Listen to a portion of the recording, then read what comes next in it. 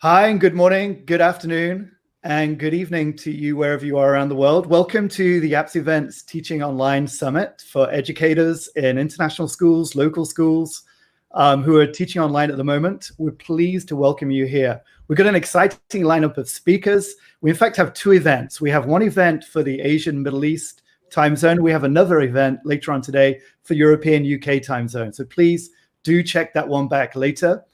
We have lots of great sessions, kicking off with Tim Evans from Stanford American in Singapore, Dan Taylor, who's from AppsEvents, and myself, James. I'm here at the top, also from AppsEvents. Dan, if you'd like to introduce yourself.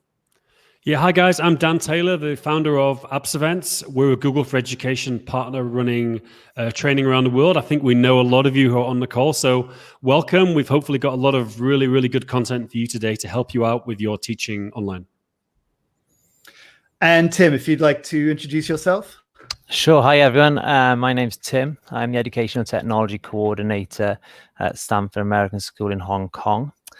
We're 9-10 weeks into our online experience, so I feel I got a lot to share, be it maybe mistakes we made, but there's definitely some learning opportunities there. But I'm also looking forward to seeing what everyone else are doing, where they are, and learning from them.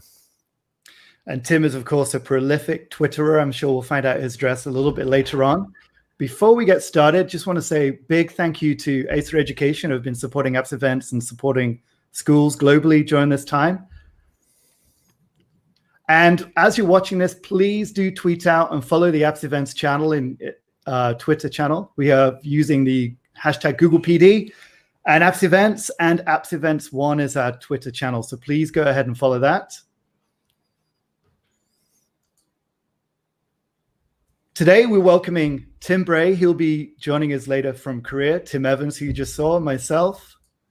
We'll have Sethi, who you are probably familiar with. He's a YouTube superstar right now with over 80,000 subscribers on his education channel. We'll be hearing a lot more from him later. Rachel is an Australian currently in London. She's going to be talking about Google Jamboard. Rob McElroy is up in Korea. And we'll have Tim Bray as well. Just lost that slide. Right. We're going to kick off with the three of us just talking a little bit about what schools are doing in Asia during this current period. And so I'm just going to change the screen here. Here we go. So we're going to talk to Tim and Dan a little bit about what schools are doing in Asia and what schools are doing in Europe as well to deal with the coronavirus shutdown. Different countries have had different closures in schools. I think that Hong Kong was one of the first countries that was impacted by coronavirus after China. Tim, straight over to you. What was the first impact to you when schools began to close? Did you have any time in advance? Do you have any warning that schools were going to close? Or was it just a sudden announcement? It was pretty sudden, but it was one of those things we were thinking, is this coming? Potentially, we'd heard things were going on in China. So it was Chinese New Year, which would have been the last week of January. An official announcement came out from the Education Bureau here saying schools were going to shut for 15 days, 2 weeks. And then it was Chinese New Year holiday turned into a bit of a panic in a way, controlled panic maybe, to try and get everything sorted, what we were going to do, get some expectations lined up basically. And then we were good to go first week of February. We were online and we have been 9 weeks and we're now in our Easter spring break. And how did teachers first respond when you shared with them that going to go teaching online? Were they all prepped to teach online? All of your hard work with Google training in your school over the last couple of years? Yeah, I mean, we've been very lucky that our teachers are well versed on using technology. We're well resourced as well. We are very lucky in that sense. Although I'm a firm believer it's what you do with what you've got rather than what you've got. So yes, we just set some expectations for all students, teachers, and parents as well. There were a few things that we maybe that we'll discuss later on, I'm sure, that we maybe would have changed in the first couple of weeks. But it was unprecedented. This had never happened before, definitely in my career. Hong Kong was a little bit more wary, and one of the reasons we did close so soon was because there was SARS. So SARS went on 20 odd years ago. So there was that idea of this may happen again. So Hong Kong was a little bit, or it was quick to react to everything, but and the schools as well. I think definitely we've noticed, because at AppsEvents we work with schools across the world, and I think the Asian schools were a little bit better prepared because they've got more of a history of school closures. It hasn't happened so much in the Middle East and Europe. For example, SARS you mentioned. I mean, James, you're in Thailand. Thailand's had various coups, floods, and different things. You've obviously had SARS as well. So I think Thailand, there's been a bit more of a history of dealing with this, hasn't there? Yeah, in fact, if I look back to my last 18, 20 years here in Thailand, we've had, I think, 2 closures for government disruption, military coup, and we've had a long closure for about 2 months for flooding as well. So actually schools in Asia are fairly familiar to that. This is Thailand. I mean, Philippines has been racked by storms and volcanoes shutting schools. I think Asian schools are probably more used to disruption than perhaps schools, as you can probably guess from the accents, in the UK and, well, England and Wales, at least. Definitely. So, Tim, when the announcement came through, did you have a protocol already in place for the school closing down? Because I know even last year in Hong Kong, you had some very big storms come in, right? That shut down schools as well. Yeah. It was actually the protest. So back in November, we had a few, I think it was something like 6 days closed, sandwich in a weekend. So we were actually closed there. So it gave us an opportunity to set up some sort of expectations and address what we were going to do. So that was definitely in place. We'd had meetings with leadership, meetings with heads of departments and things like that, which then had trickled down through the teams. So we were pretty well set up. The only thing we wanted to do then is just to maybe streamline some of the tools that we were using, just to make sure everybody's on board, and communication, and just get loads of communication out, because it was that whenever there's any sort of uncertainty, whatever it is, there is always I mean, we naturally panic, don't we? So it was making sure that those emails were going out to parents and reassuring them that, yep, something's going to happen. We just want to make sure that what we're doing is right. And then that was it then. So the first couple of weeks, it was and I'm not ashamed to say, it was a bit of trial and error with some certain things, especially as in Hong Kong, a lot of the students traveled. So they went to the US, they went to Australia, went back to Europe. So then there was that issue of time zones, live teaching. How does that look? So we had to justify both options and make sure that it was accessible to everybody. And then fast forward a month, 6 weeks, everybody came back then, because it had gone global then. So the people who had gone to Europe, had gone to the US, came back to Hong Kong, and it has got better. It has got better with every week that we've done it, as you would expect. Yeah, I think Europe and the UK and the US and other countries have benefited from what Asian schools have been doing for online teaching. I mean, certainly, obviously, a lot of schools in China and Hong Kong were first up. What did you put any time into training your teachers, or was it more about sharing resources for your teachers initially? So the first thing we did, and I've said this to people who've reached out to us, is look at what you were doing previously, as in, we looked at, right, we use Google Classroom, we use SeeSaw. So that means our teachers knew how to use it, our students knew how to use it, and importantly then, especially in the younger years, our parents were up to date, or they were aware of it. So we didn't want to jump around and start introducing new tools. You both know, you've both had roles where you've had to integrate something within a school environment, within a classroom environment, face-to-face, and that's a challenge in itself. So imagine having to do that remotely. We just didn't want to go down there. So first thing we did, we took a step back. We looked at what we're using, what we have, and then looked at the expectations of that's use. And you'll notice already, I use the word expectations. It was important that we got everybody understanding what we were looking to do. It's a good question here from Ida. How do you assist teachers who are having difficulties with teaching online? Some teachers aren't tech savvy. Well, we know that there's a whole broad skill set within every school. So how did you use the knowledge that you have from your more experienced teachers to share out between your teams? So a lot of it's communication. That we've definitely built a culture that if someone has an issue or has a problem with a tool, to reach out. We do feel that we're approachable in that way. We don't want people to feel that they're on their own, especially in this environment, and we don't want people to feel isolated there. So we made sure that people knew that they could reach out to us and how they could reach out to us. But then what we've done then over the last year or so is we have things like, we have something called digital pioneers. So each grade level has a tech go-to person. So they are the people then that I've managed to meet with more regularly than I would a team, because it's a one-to-one thing. It's easier to do. It's easier to schedule, and then all of a sudden, then you're putting in place this structure of support. And it goes back to that idea of everybody knew who they could go to, and we're so lucky. Everyone's approachable, and willing to share. Then.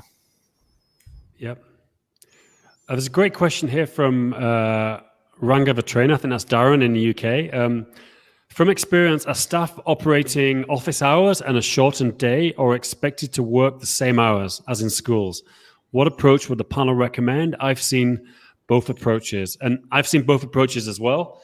And I think it very much depends on the school. I think obviously if people can do the same day, that's ideal, but it is really not possible. I don't know if James or Tim, you've got any input on that.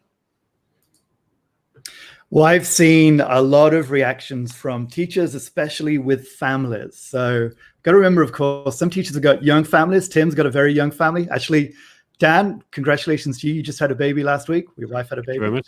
Congratulations. Yeah, teachers with young families, I think, face much greater challenge than teachers with I have two teenagers at home, and teachers who don't have any family at home. I think it's much easier for teachers who have a clean slate at home to get online to run their classes. Teachers with young families, we must remember, probably face a bigger challenge. Have you got any comments on that, Tim? It's that idea of have that conversation needs to be had with the right people within your school, isn't it? Who, what might work for you might not work for others. For me personally, I need a routine, so I need to know that at 8 a.m. I start my day, and then I know then at 5 p.m. I switch off. But then, like you mentioned there, James, that might not suit everybody. But then we also I think after feedback and conversation with parents wanted routine as well. So they wanted to know at 8:30 in the morning there is a check-in. And it's flexible though, that if a student doesn't make it for some reason, it's fine. And then we know at 10 a.m. they've got math, or 2 p.m. something like that. Just so there's that schedule. It keeps everyone going in the right direction. It's not like a typhoon day or a snow day in the UK where we can get away with 2 days. Potentially now, if we do go to the summer, we would have been online for 19 weeks. So there had to be some sort of consistency going on. Yeah, and talking about that, what about timetables, Tim? Have you stuck to your regular timetable? We have done. Yeah, no, we've modified it, yes, but we've tried to stick to it. So if you go to the high school, middle school, we've tried to stick to it as much as possible, because there is a little bit more independence with the older students, you would hope. But then they will just follow that schedule. The younger students has been modified. So a lot of the younger years, they have a check-in in the morning, and there may be an optional checkout at like 2 p.m. And in between, they've set them 2 or 3 activities. They may do smaller EAL reading groups where they will drop in then, especially the younger students. It's easier to do the smaller groups. And then as you go up through the school, as that child gets a little bit more independent, then they know then that they can go, and they know how to use the tools as well. They know at 10 a.m. they jump in a Google Meet with their language specialist, with us, be it Spanish or Mandarin. So we have tried to keep a routine where possible, even when it comes down to staff meetings. I mean, Monday we always have a staff meeting, and we haven't missed one for 9 weeks. We have that staff meeting. It might just be a quick check-in, but we've done that then. And a quick follow-up on that, Tim, actually, because a lot of people have mentioned teacher wellness. Have you put into place special assistance for teachers? Because, of course, it's not just students and parents which are dealing with family issues. It's also teachers as well. What have you put into place for teachers? So we've had something in place before. It's like a buddy system. We've always got a teacher buddy. And it's normally someone who's very similar to you, be it not always in the same department, but maybe same age, or so maybe you work in the same area of the school, and there's that kind of idea that you're always checking in with them. We've had wellness days. So on one Wednesday, it was like almost a device-free day. And that's not just for students.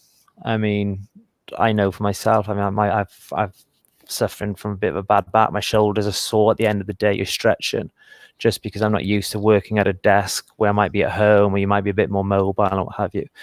So it's a definite issue and something that everybody needs to address.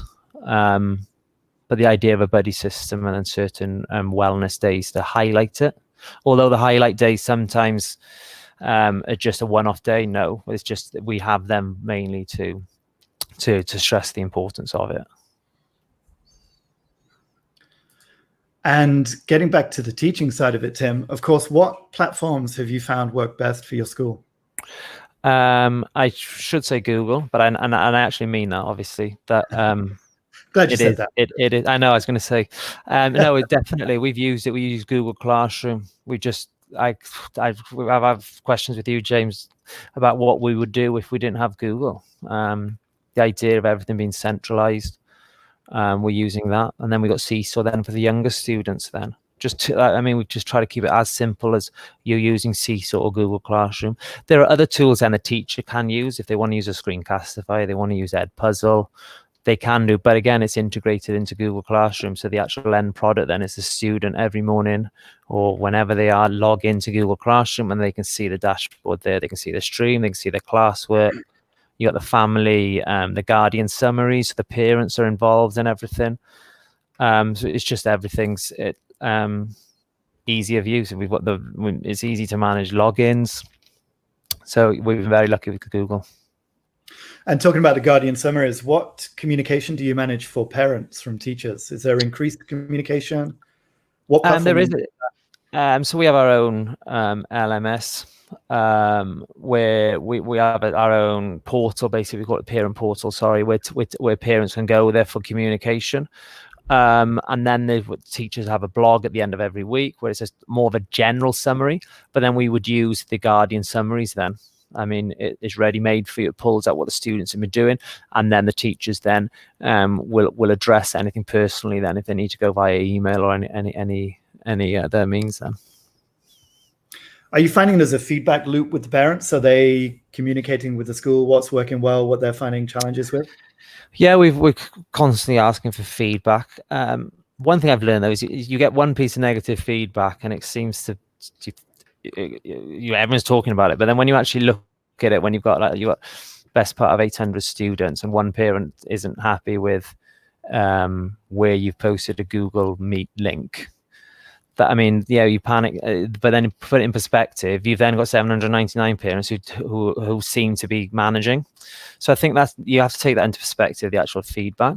But the idea of us doing these Google Meets, the schedules and things like that has been positive. Parents have been. It's helped that it's global. At the beginning, it was tough because it just seemed to be Hong Kong. And then, unfortunately, it has gone global. We can see now that everybody's struggling, basically. Google then, I mean, when everybody went online about 2-3 weeks ago, you noticed there were issues then with things on Google Classroom. You couldn't post things. And it wasn't just Google, it was other apps were crashing and stuff like that then. So that was hard because it wasn't in our control. So we were replying to parents saying it's not us at the moment. Give it another day or so. We've given our feedback to that company or something. Well, you're a prolific Twitter user, and I mentioned that you'll be presenting later, so we'll put up your Twitter handle. But you did tweet out a few tweets about Google Meet and some of the new releases. What has been your experience with the new releases for Google Meet and the integration with Classroom? Because they announced a new integration, but it wasn't quite live yet. I think it was just slowly rolling out to different schools. So what have been your experiences? Google have been great when it comes to feedback. They're one of the only companies you can send them I feel bad bigging them up all the time, considering we're going to be discussing more about Google, but it's true. Like, you give them some feedback and they do take it on board. So we mentioned the grid view. We would like to see students, and it wasn't so much we wanted to see students as teachers. Students wanted to see themselves.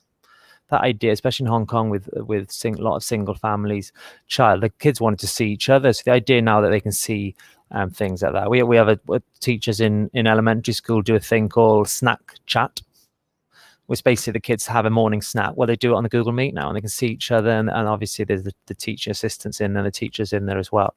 But they can see each other. And there's the attendance, there's the hand raise stuff.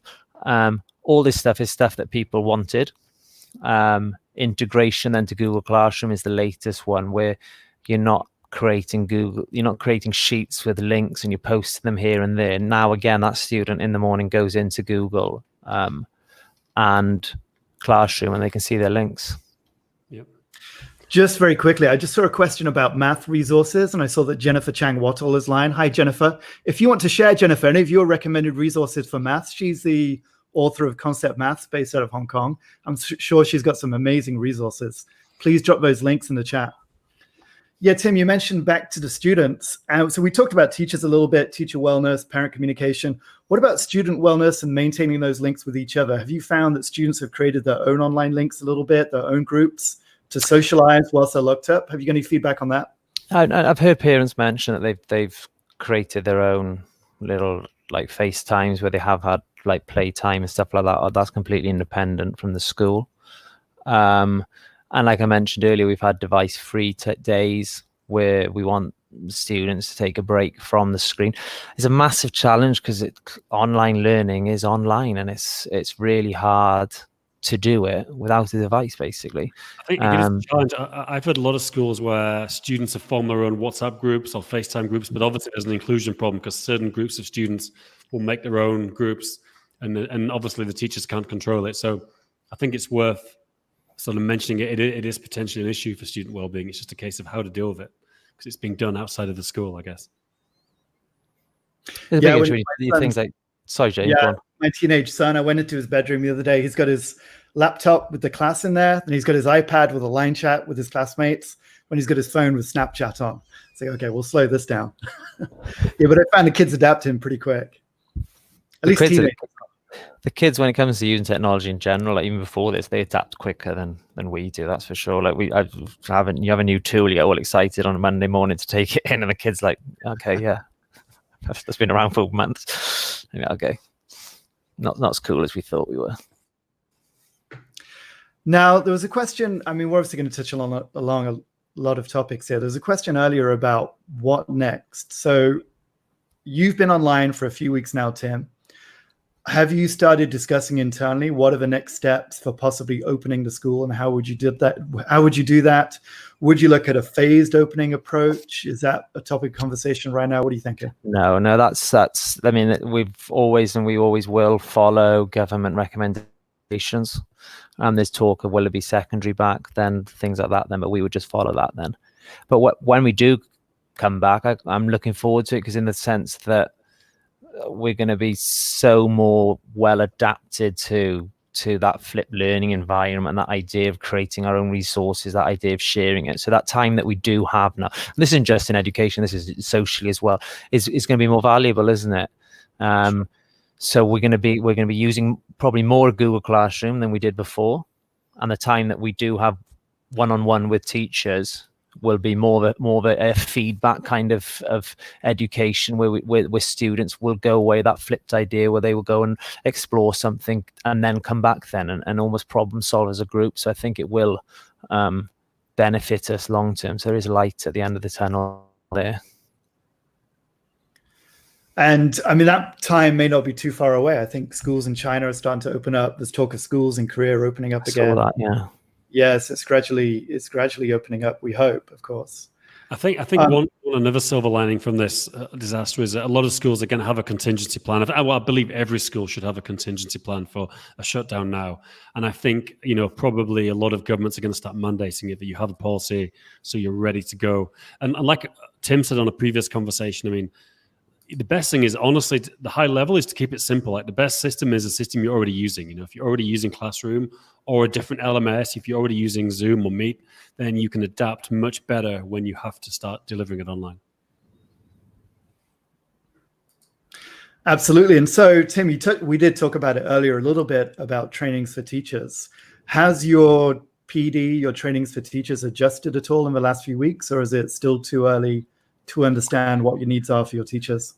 At the moment, we haven't done anything official. A number of teachers gone off on slightly recommendations that, I mean, everything you're doing now, you can get Google Level 2 certified. Take this opportunity to do it. And they have done. A lot of it's been personalized now. It's personalized training to teachers. Met with the PE team a few weeks about they wanted to know more about Screencastify, how they could actually do some recordings and things like that, rather than say there's so much going on now that we just prioritized our current teacher needs when it comes to tech PD and stuff like that, where we've actually it's gone more specific now that these teachers, the AL team, needed to look at things like Epic, how they could integrate that and things, where it's been a lot more personalized. Sorry, I'm looking at some of the questions there. Yeah, I was just scanning the questions also. Yeah, Justin says, do you predict distance learning options for basic education will become more viable post-crisis? I think yes is a quick answer. Anything on that, guys? I mean, one thing we've like I've always thought, has always been in the back of my head, where is we going with education? Is it going to go more online? But then this has highlighted the need for you need face-to-face contact. You need students need they need each other, they need their peers, because they do learn a lot from each other. Yeah. That idea of learning from your mistakes and the feedback in groups, problem solving, communication, all these 21st century skills are more important now than ever, which are tough to do in an online environment.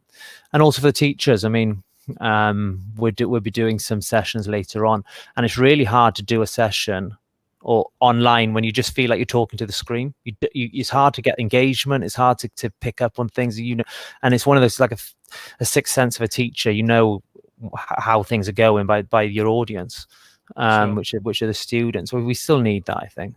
Although I think people forget, I mean, this isn't a new thing. There's a bunch of virtual school districts in the US where people teach, especially in rural areas, people learn online. Other countries have them. So, I mean, it's something that has happened for years. It's just new for most people, basically.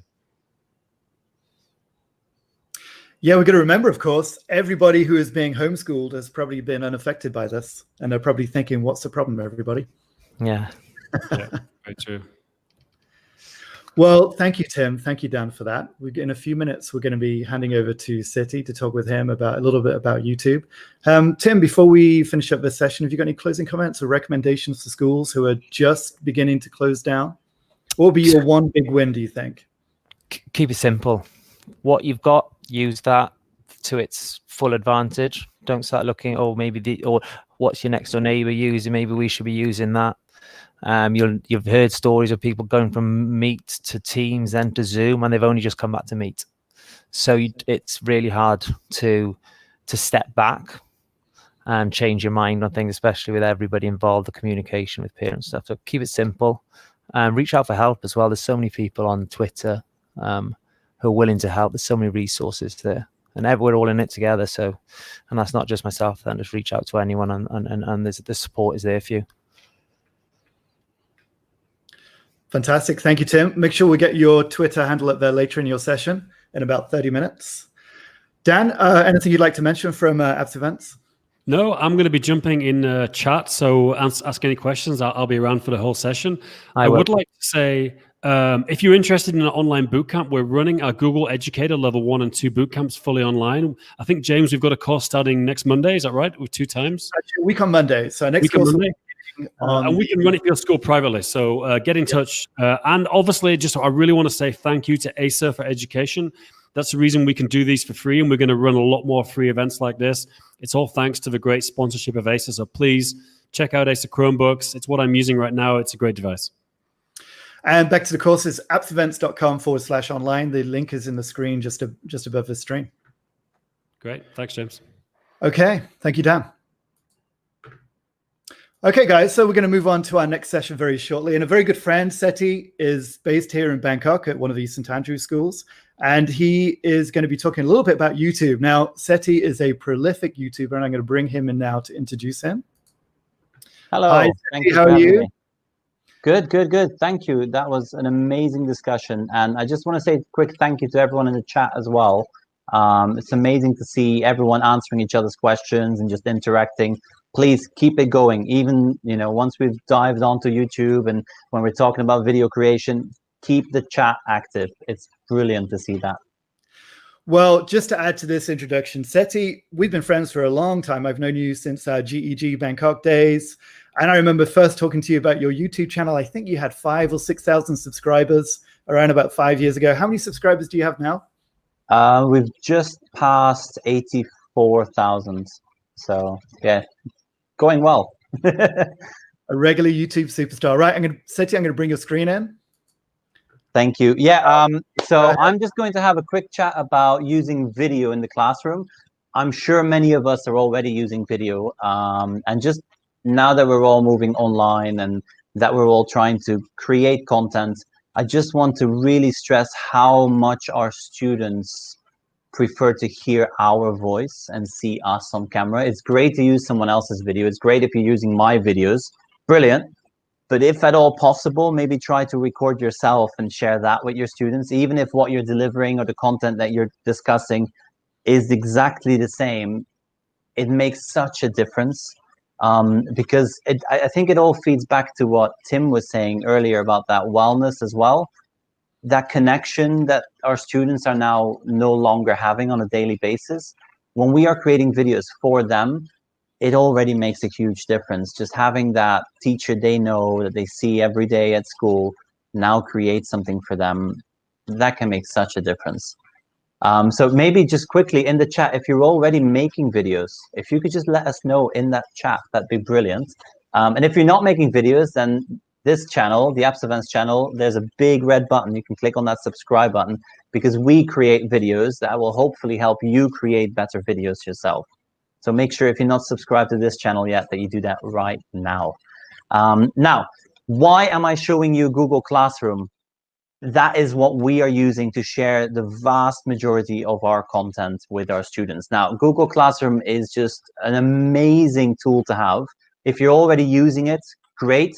Like what Tim was saying, use those tools that you're familiar with. Don't try to introduce too many new tools. However, if you are in need for something that allows you to quickly assess students, share information, get feedback, give feedback, Google Classroom is super easy to just pick up and roll with it. So if you've not played around in Google Classroom, go ahead, do that now. And I'm going to just demonstrate how easy it is for you to record your screen, turn it into a video, and then share that on Google Classroom.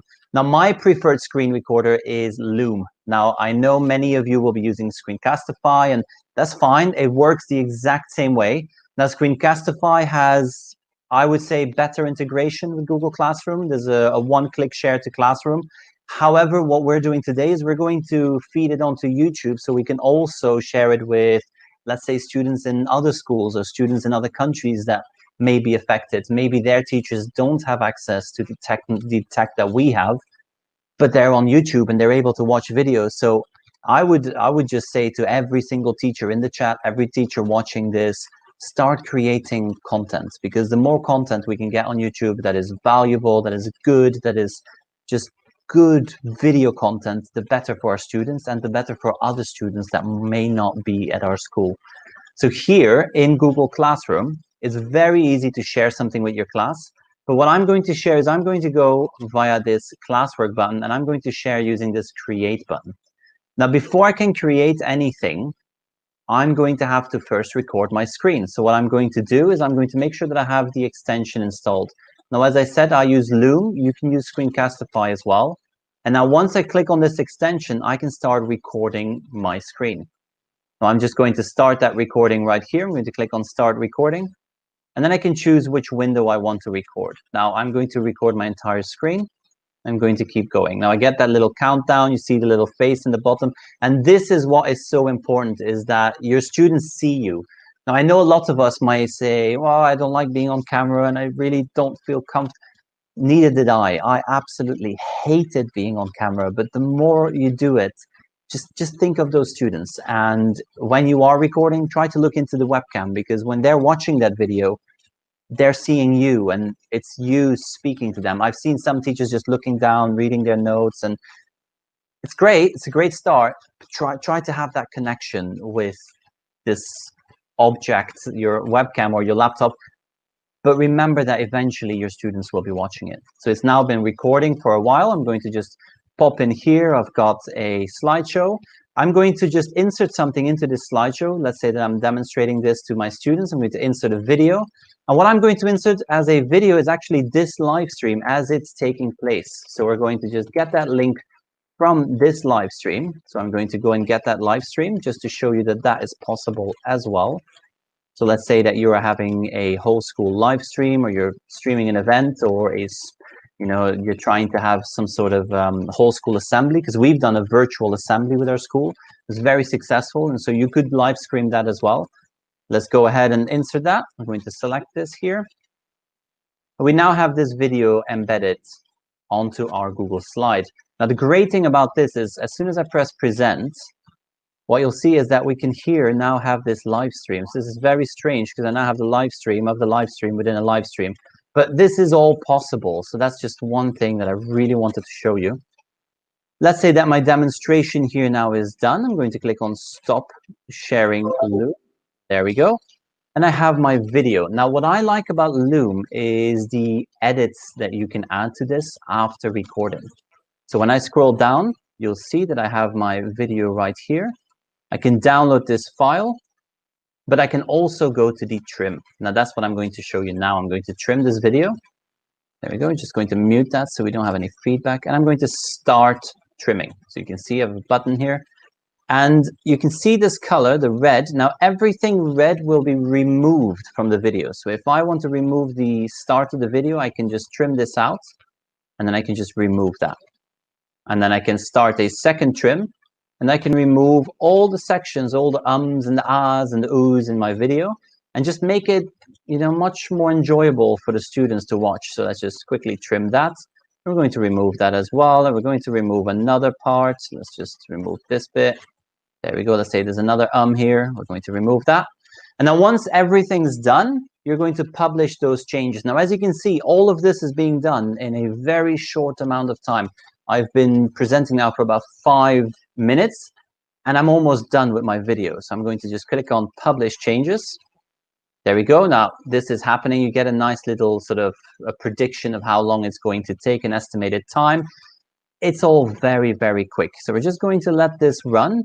While this runs, have a look here. You can also share this link, but this is not what I'm going to be using, because I want to use Google's engine of YouTube, because then I get some extra analytics afterwards. And I also am able to share with students that are not at our school. So I'm able to help students at different schools around the world. So what I'm going to do now is I'm going to download that file first. So you can see I can download the file here. And this file is now being downloaded. Now, before you do anything else, just jump onto YouTube and then go to the top right corner. Now, this is where we can dive onto our channel. Now, before you see this, the first time you use this, you'll have to create a channel. So you have to give your channel a name, and then that's it. So you just log in, give your channel a name, and then you're ready to go. So we're going to just go to our channel. There we go. And this is an empty channel. Now, you can see at the top, there is a button here, create a video or a post, or there is also the upload video button. Now, whichever works best for you is the one that you can use. And we're going to upload this. We're going to upload a video. And if you are using the Chrome browser, as I am, then you will see that it's very easy to upload a video. So we can just click, drag, and drop that video. Now, one of the reasons that I wanted to show you YouTube is because many teachers still see YouTube as the big bad wolf. They're terrified of it. They say, oh, but YouTube there's a lot of negative content, and there's a lot of negative comments. And these are all things that you as a teacher can either switch on or turn off. Now, there are a couple of settings, and I'm going to show you those settings that you can enable. And that way you can make sure that your viewers are not exposed to those comments, or you can make sure that everything on your video is appropriate. So we're going to give this a title. I'm just going to leave the default. We can upload a thumbnail, not necessary. I'm just going to leave that there. And then this is the first setting. Now, this is fairly new. This came in the 1st of January of 2020. And so this is where we now have to change the audience of our video. If we know they are under 13, we have to tick, yes, it is made for kids. Now, the content, let's say that it's content created for 14-year-olds, but it has cartoons, and it's, you know, a lot of 12-year-olds might enjoy it. You're better off ticking, yes, it's made for kids. Now, the reason for that is because of the Child Online Protection Act. And the FTC has come in and they've said, look, you cannot serve personalized advertisements to children, and you cannot use their data. So when you tick, yes, it's made for kids, none of that information is collected on those children. An additional feature of this is that some things will be turned off. So for example, comments will be turned off. So nobody can come in and just leave irresponsible comments. So we're going to just tick, yes, it's made for kids. And then here under more options, we can obviously add a language and more information. That is not really necessary. We're just going to use the video. And I'm going to go to next, going to skip the video elements. And then this is the important part. And when I showed our staff this at school, they were a bit taken aback because they thought all of YouTube was public. But what you have here is the unlisted view as well. Now, unlisted means that unless someone has that link, they cannot see your video. So we're going to use unlisted because when we do unlisted, we can also embed it into a Google Slides. We can also put it on Google Sites. We can share it in other applications. We can even pop this into Edpuzzle and then add questions onto our video. Public is fine. As I said, if this is a video that you think might help others, leave it public. If you're not quite ready for that, unlisted will work just fine. So we're going to save that. And now this video is ready to be shared. So we can now just copy that link and go back to our classroom. Now here, if I wanted to just share this with them, I could add this link in any type of post. So I can add a link, or I can add a YouTube link right here. And then just URL, pop that in there. And this video can now be added into Google Classroom. Now, this is just step one. Let's say that you want to make this video even more interactive. Then what I would suggest is as you're recording, just ask a question to your students and then pause. And that's because you're now planning ahead. So you're thinking of this video and you know that you're going to end up using this video on a different platform, which I'm going to show you. And that platform allows you to then ask those questions. So for example, you're demonstrating, you're saying, okay, now, what do you think about this? And then you just pause 1 minute and then carry on with the recording. That then enables you to open up Edpuzzle. Now I'm going to open up Edpuzzle in a separate tab. So we're going to just open up Edpuzzle and we're going to open up that website. Now, all these websites, I love using these because they all have a sign in with Google button. And I love that button because it means I don't have to remember another username and password, and I can just sign in with Google. Edpuzzle is no different. If this is the first time you use it, just sign up with Google, use your account, let them know the school you work at, and then you're done. So I'm going to create something. I'm going to go to My Content on the left-hand side. And now I'm going to add content. So in order for me to add content, I can just pop here at the top in the search box, and I can paste that same link. This is that unlisted video. So I'm going to search, and there is my video. Now, this means that I can start adding additional content. So we're going to go in. There we go. We're done with the cutting. We don't need to cut this video. We've already done that in Loom. We're going to skip the voiceover. We don't need a voiceover. And we're going to go straight to the questions. Now, before I play this, let me just quickly mute this tab. Otherwise, you're going to hear it. Now I can start playing this video. The video starts playing. And there we go. Let's say that this is the area in the video where I've paused and asked a question. I can then pause that here and click on one of these three options. Now I can add a multiple choice question, an open-ended question, or simply leave a note. So let's say that you made a little mistake or you said something, and then after checking everything, you realize that, okay, what you said was not correct. You can use a note and you can just clarify that. Now I'm going to add a multiple choice question here. Do you like this? You're working with youngest children, and then we have yes and no. There we go. And obviously the answer, you can here say if this is the correct answer or the wrong answer. I'm going to take both as correct because obviously I'm not going to tell them how to feel and what they like. Then once we've saved this, there we go. We're going to click on save. That question has now been added onto my video. Now remember, this video is unlisted. It's not public. I've added a question, and when I recorded my video, I made sure to pause so that I can add in those questions. Now, we all plan our lessons, and so we know what we are going to ask from our students. Then as I play this video, let me just show you what that will look like. There we go. We come to the question, and then this question pops up, and they can answer this question. Let's say you're ready to share this, click on finish at the top, and now you can assign it to your class. Another great feature of Edpuzzle is the integration with Google Classroom. So when I assign this to a class, I can assign it here and just add a new class, because I haven't added any classes yet. Add a new class and I can import that from Google Classroom. So all in all, using just these 3 tools as a teacher, we're not saying about sharing these tools to your students. You can. We've shared this with our older students on how to use Loom to record their own screen recordings, and they've sent us some amazing content, and they've shared it on Google Classroom and shared it with each other. Obviously, what is important is to set very clear expectations. If you are going to have students record video, set expectations for that video. If you are going to have your staff record video, it's important that as a school you have clear instructions as well. So first of all, who is going to own that video? If it was recorded in school by school staff, is it the property of that teacher? Is it the property of the school? Where is it going to be shared? What is okay? What is allowed in the background? What is not okay? What are the expectations about dress code? So these are all things to consider. But using these 3, I've found video to be such an incredibly useful tool. And I just encourage every single one of you to just share your videos, create videos, record videos, and share them with the world. YouTube is there. There's hundreds and thousands of people on YouTube.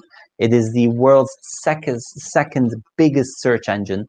So just get your content on there. And the more good content we have on YouTube, the more frequently that content is going to be found, rather than all the other videos where parents and teachers are sometimes worried about. So that was my main spiel, or my main presentation for today. I'm going to jump into the chat and see if there are any questions. Let me just see if there are any questions here. I'm not sure have you seen any questions while I was screen sharing, James? Hi, Sethi. Yeah, just as you're looking at the questions right now, great talk. Thank you, Sethi. I've actually got a few questions for you. I was scanning the chat as you were presenting. I've got a few things to follow up with you. Firstly, just as a teacher, Sethi, what age groups are you working with? So I work primarily with primary and then all the way up to year 9. So we are working with, we have different expectations when it comes to video. So very young students, we try to make as many videos as possible, make it as interactive as possible. Let's say sort of upper primary, okay, we can use some screen recordings and we demonstrate, but again, keep it short, keep it simple, introduce a concept, and then jump onto a live meet and discuss that video. But it's the whole idea of flipping your teaching. So you send them a video with the main bulk of the information, and then once they've consumed that and answered a couple of follow-up questions, they can jump back into a meeting and you have that live face-to-face with your students. And looking at those different grade levels, have you found there's an ideal length for your videos for different age groups? Yeah, definitely. And also a different style of video as well. So when you look at very young students and young children, what sort of video content do they consume on YouTube? Well, it's very quick, it's fast-paced, lots of jump cuts, lots of scene changes. And that's something, even if you are doing a sort of a dull screen recording, you can use Loom's trim function to create those jump cuts and to really move at a fast pace. That's what they want, that's what they need, otherwise they'll just fall asleep. Then when you get a bit older, I'd say the ideal length for sort of primary age children, always keep it under 10 minutes, keep it under 10 minutes for video. It's almost better to split up your 30-minute lecture into 5-minute videos and then just drip feed those videos, because then you're still presenting all the information you wanted to present, but again, you're presenting it in small bits, and that makes it much easier for them to consume. Otherwise, they'll just click off and they'll start clicking elsewhere. Duncan had a quick question here, and I bet you do have a video, maybe not a class, but you got a video that about Flipgrid and its use in classes. Do you have one, Sethi? I do not have a video on Flipgrid. I've used Flipgrid a lot. It's been very successful, especially, I mean, the year group that liked Flipgrid the most would have been our year 7s. where we used it as part of an English project. And so they really liked that. But I haven't got a video on that. Not yet. Not yet. And are you using it with your classes quite regularly? Flipgrid? Yeah. No, just with select classes, because it basically gave us a chance to do something we wanted to do with that group for that project. So that's one thing I always stress, and I'm sure Tim will agree in the chat as well, is that only use the tools that let you do something you can't otherwise do. So, for example, Flipgrid allowed us to get that interaction and have them sort of add on to each other's stories, whereas other tools didn't allow us to do that. If it's just recording a video, well, we're comfortable using screen recorders and classrooms, so we're going to stick to that. We will only introduce a new tool if it adds to what we can do.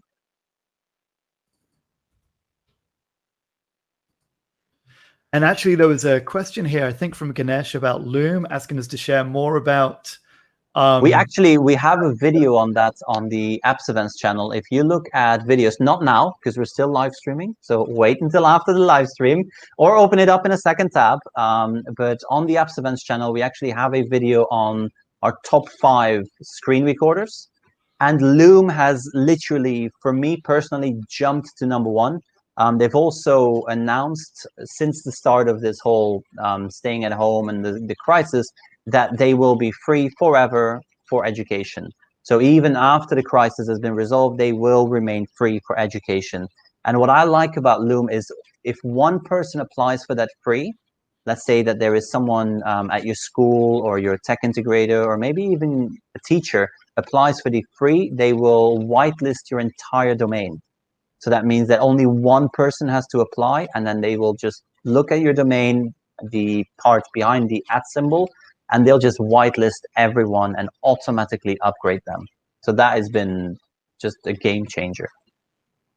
There was a bit of a chat going on in the comments about companies making their software, their platforms free for a week, for a month, for 6 months during this crisis. And obviously Google did that with its advanced features for Google Meet, which is fantastic. And for every company that's supporting schools. Sethi, do you have any thoughts on all of the free trials? And yes, I would make sure, I mean, again, it ties in with don't just jump onto a new product. Carefully read what are they offering. Are they really, have they thought about their privacy policies? Have they got a privacy policy? Are you just going to expose your students' data and information to random companies?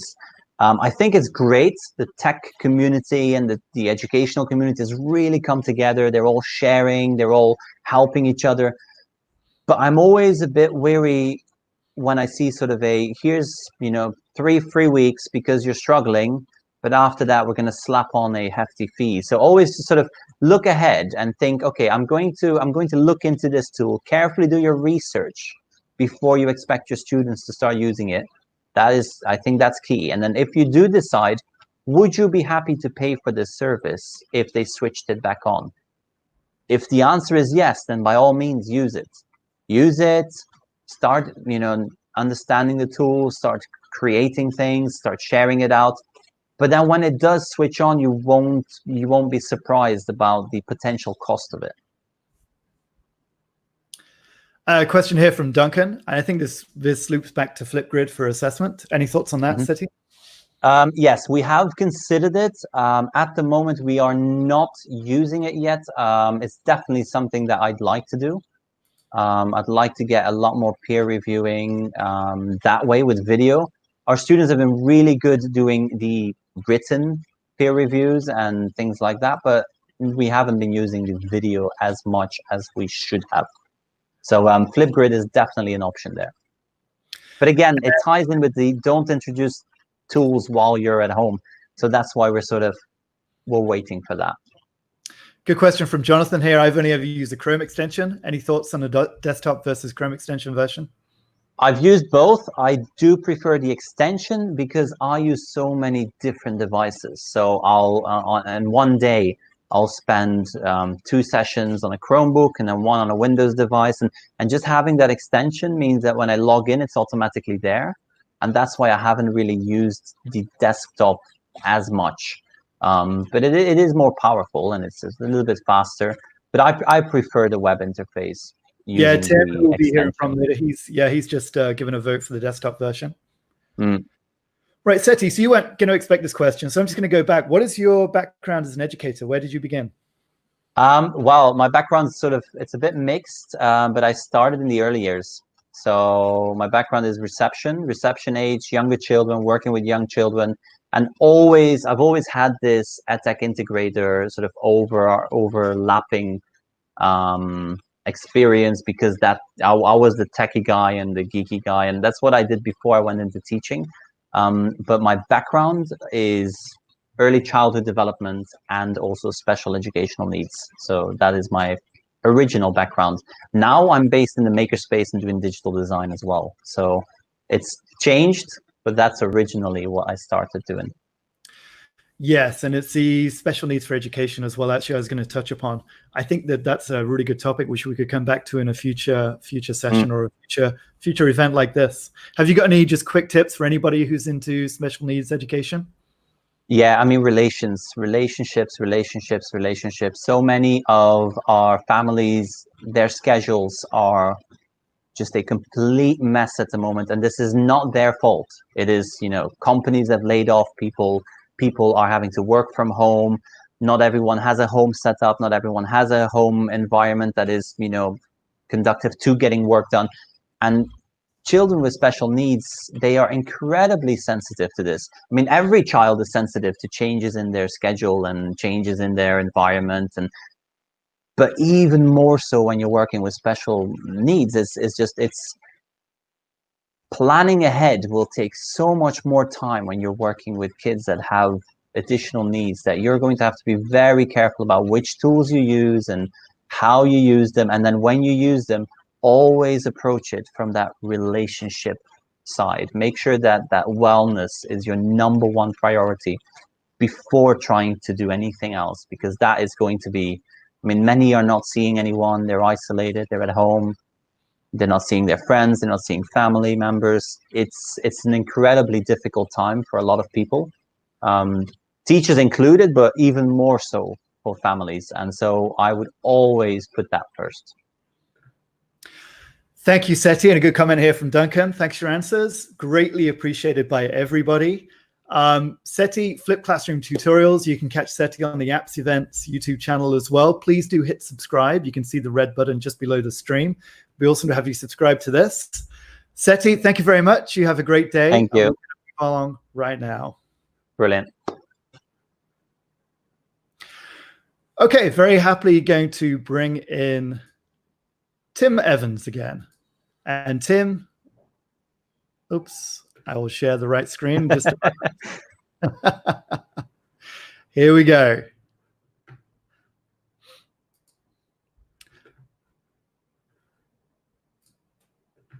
Hi, Tim. Need to unmute your mic, Tim.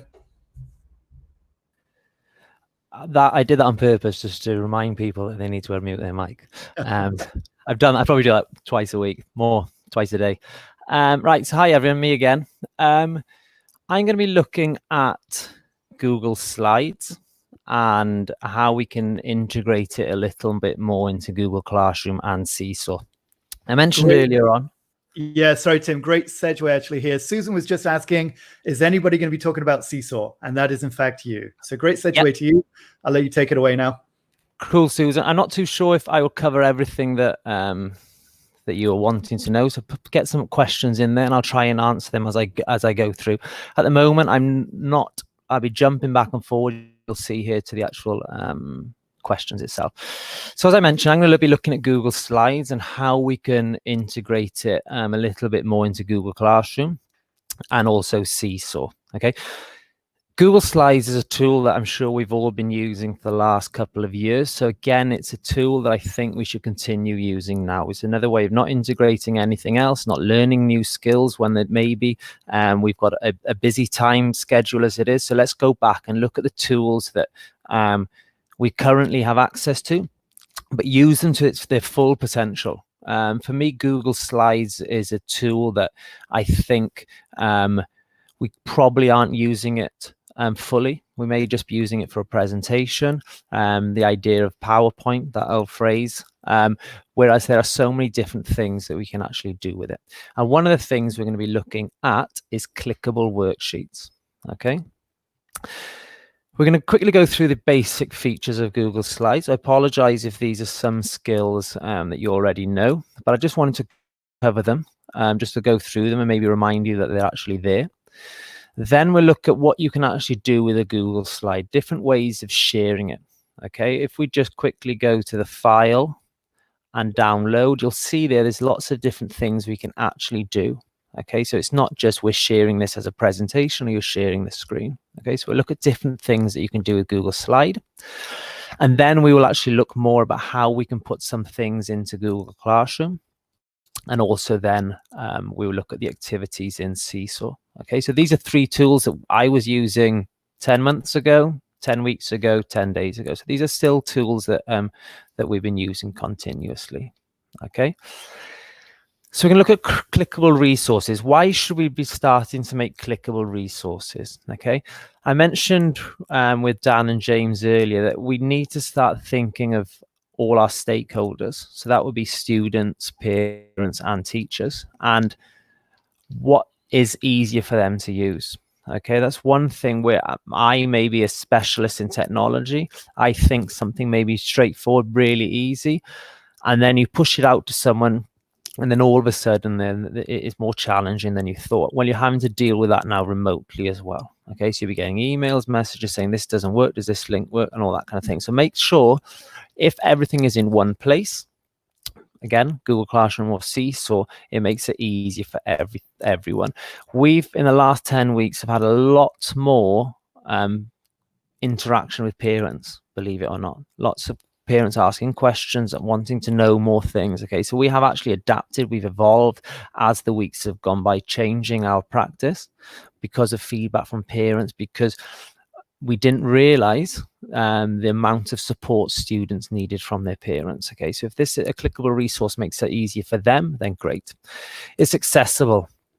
We'll look at creating PDFs, we'll look at exporting it, publishing it to web. All these things will make it accessible. Okay, this may, for example, we've had students who are in China, we exported things to PDF so that they could have access to it where they couldn't actually access Google there. So it makes it more accessible to people on different devices. We're lucky we're one-to-one device, so we've managed to keep everybody on the same sort of platforms, but that may not be the case with everyone.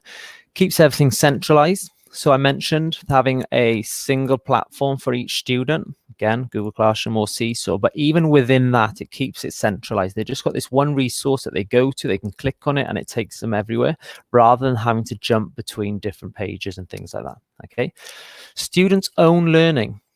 Okay, there's a way that they can actually use this resource, they can explore it, and it's all within your domain, so to speak. It's all within a resource that you've created for them. Okay, SeeSaw allows limited resources to an activity, but this, by creating a resource, will be able to actually add more features. Okay, so we're going to go through it.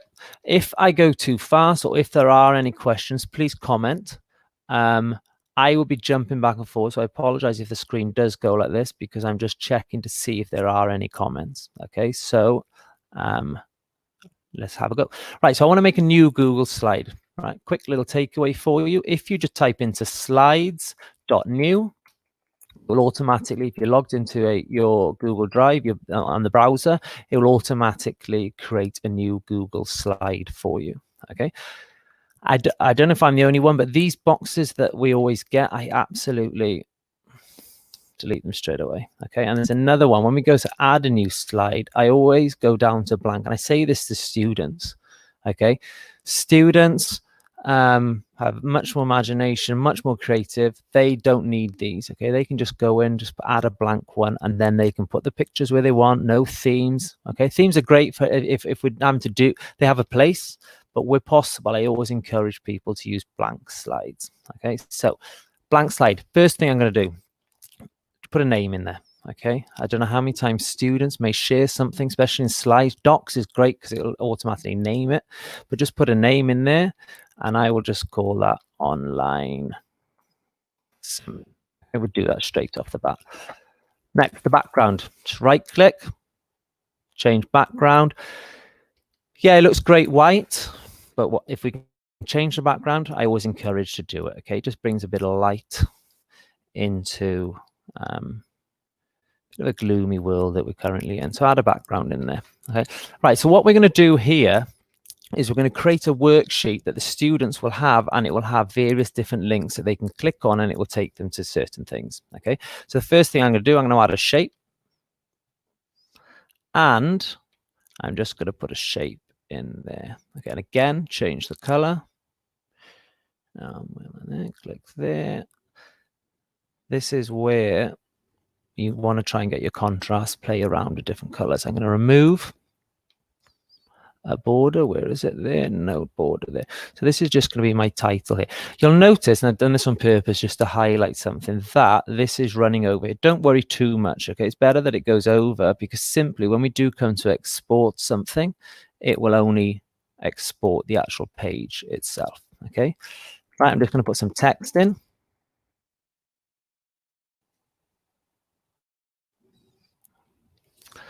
And I'm going to just put text there, and I'm just going to call this again Online Summit Worksheet. Okay. When it comes to creating resources, I know we sometimes push for time, but where possible, for me, the font's important, the color's important, how it looks is really important. Where you need to put your perspective in the person who's receiving this. Okay, at 8 a.m. a student, especially, I'm thinking, I don't know why I'm picturing a teenage boy, 14-year-old. He's got to get up at 8 a.m. He's doing his work. How is he going to react to a worksheet that doesn't look like it's been edited? It's the standard font, and then that almost reflects on them then when they come to do something. Okay, so I'm just going to put this in, and I don't know why I'm thinking this will look cool in white. So let me change this to white and a bit of bold there. Again, I'm going to move this up. So all of a sudden, it's starting to take shape what we're doing here.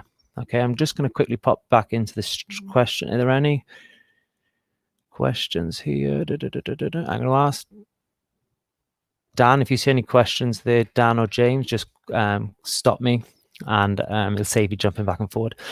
So then I've started to make it. Next, I'm going to put in some more shapes. Okay, again, instead of a square, just make it rounded. It looks nice. I'm going to put in a few here, but before I put them in, what I normally do is I will look to get one how I want it to look. Okay, and I'll show you why in a minute, because what I can do then is I can actually start to copy and paste it then. So there is that bit of continuity. Everything looks the same. So I'm going to put one there. I'm happy with that. So I'm just going to copy it 4 times because I want 4. Another one in there. As this is taking shape, I didn't plan any of the colors, but my daughter will be glad. Okay, right. So again, other things we can do, tidy it up. Okay, if we go to arrange, we can align it. Middle. More often than not, the guidelines help you to make sure everything is lined up. It looks like it is. Align this one center. And I think it was all done for me, but just check. Okay, done. Okay, now I want to start turning these. So this clickable resource is, when we have a look at it here, we want these to be clickable. We want these to take somebody somewhere. Okay, be it a document, be it a website, be it a new slide deck, be it a video. So what I would do in advance is I would go through and I would find your links, the links you want, and I would just set them here. Okay, so here's one I was doing for recycling. So these are the links I'm going to use. Okay, copy and paste them into a document again. So you're not doing test them. I stress this all the time. We've had it a number of times. Links don't work. The link is dead. The link was from last year's project. Maybe it's changed. Keep checking your links. Okay, and then just make sure that they're working before you actually insert them. Okay, here then on the shape. Double click on the shape, insert text. Okay. You'll notice, and I want to highlight this because it is important, is I've double clicked on the shape to put the text in. I've not gone and put the text on top. Okay, that's important because, and I will do one here for you to show you the difference. So I'm going to do change the font, change the color. This is where, if this is one of Sethi's videos, it will speed all of this up for you, so I wouldn't have to do it. So maybe if you're watching this back, you can do. Right, so I've done that there. Also, I'd have probably copy and pasted this before I did these. So again, you've got the same fonts, okay? I'll do that. I'm going to go down into this one, and what I'm going to do, so I get the right font and size, I'm just going to paste that in there. I'm going to create this one, website. And this one, I'm going to leave that on blank because I want to show you the difference between the links. And I'm going to call this one tips. Just change the color of this one so you can actually see it a bit better. Right, so we've got the four blocks in. Again, you can change the shapes, you can put stars in, whatever the topic is, maybe you might want to do it there. Right, now I want to start linking these. So if I right click, you'll notice that it says link. Click on link, and this is where I paste the link in. Okay, so I'm going to go back to my links dot, and the video I've used, and I did this before I even knew Sethi was involved today, is one of Sethi's there. There he is. So I'm going to copy the link. I'm going to go back to my doc here, and I'm just going to click apply. Okay, this is a website, so I'm going to go back to my links website. It was one on recycling. We did a grade 5. I'm just going to test it works, and I'm going to copy it, drop it here, right click, link, paste, and tips was good presentations here. Open it again, copy it, it works. Let me just close these tabs. Go back here, and this one, again, right click, link, apply. Okay, this one, I'm just going to do it. I'm just going to put Sethi's video in there again so you can see the difference. This one, I'm linking the text. Nope, sorry, I'm going to link the box like I just did there. And you'll see why it's important not to put text on top. Okay, I'll explain it now, basically. It might be easier. Because when you come to press this here, you won't be able to press. Think of that as a hole in this box, hole in this bottom. Okay, this button here has got a hole, and then you can't actually press it. Okay, so we're done there. What I'm going to do then is I'm just going to put one more shape in really quickly. I'm just going to put a circle in here. I'm just going to write, again, this is irrelevant for now. I just wanted you to show you what you can do. So I want my students to create a new Google slide. Okay, so their project is to create a slide. So I created a new slide here. Another quick tip for you, an easy and quick way to share this. However, I want students to have a copy. Okay, so I will go to share. Just skip that. Get shareable link, and I'll just go into my links down here, and I'll just paste it there. You'll notice that it will say edit there. Okay, so if we delete that and write copy, when you click on this link now, look what happens. It asks your student, this is what your students will see. Well, ask them, would they like to make a copy of this presentation? So this is a way now that when your students get sent a document, get sent something that you want them to copy in a similar way that it does in Google Classroom, well, this is a way that you can do it directly within your actual worksheet. Okay, so I will just go here, add a link. So you'll notice this one says edit because it's the original one I copied. So I'm just going to delete that and write copy, apply. So now you'll notice it will ask me if I want to copy that. Okay. Right, for now, you can make that, you can put pictures in. You could say that it needs a little bit more direction, a bit more text. But for now, that's really what I wanted to show you. And when it comes to the creation side, because if I click on present, if I hover over here, it's offering to open me in Sethi's video. So a student will be using this, and they will be going to the websites that you wanted them. So they're reading through them in any order that they want. They can go back and check them. And at the end, they go to the project, create, and it will offer them then a new Google slide. The Google slide, maybe you want to set a template, as in you want to put the front page, or you want to put slides that you want them to then go fill in. That's why I just used, you may think, why am I sharing a blank Google slide? But the Google slide then you may have already edited. Okay, right. So we don't want to just share this Google slide for them. Okay, because I mentioned about SeeSaw, something that you don't, that maybe your students aren't logged in to Google Slides. So what else can we do? If we go to File, and then we've got Download, we've got PDF. Okay, there's two things we're going to be looking at. We're going to be looking at PDF and Publish to Web. Download PDF. What this will do is it will download this as a PDF. And now, okay, that's saved to my downloads. But if I click here, it opens up, and you will notice the mouse changes that these are now links. Okay, and for example, I put the video in there. Oh, I changed that one, so it does actually work. So we've got the PDFs there. Okay, right. So we've got that ready. Okay, any questions on that? Put them in there.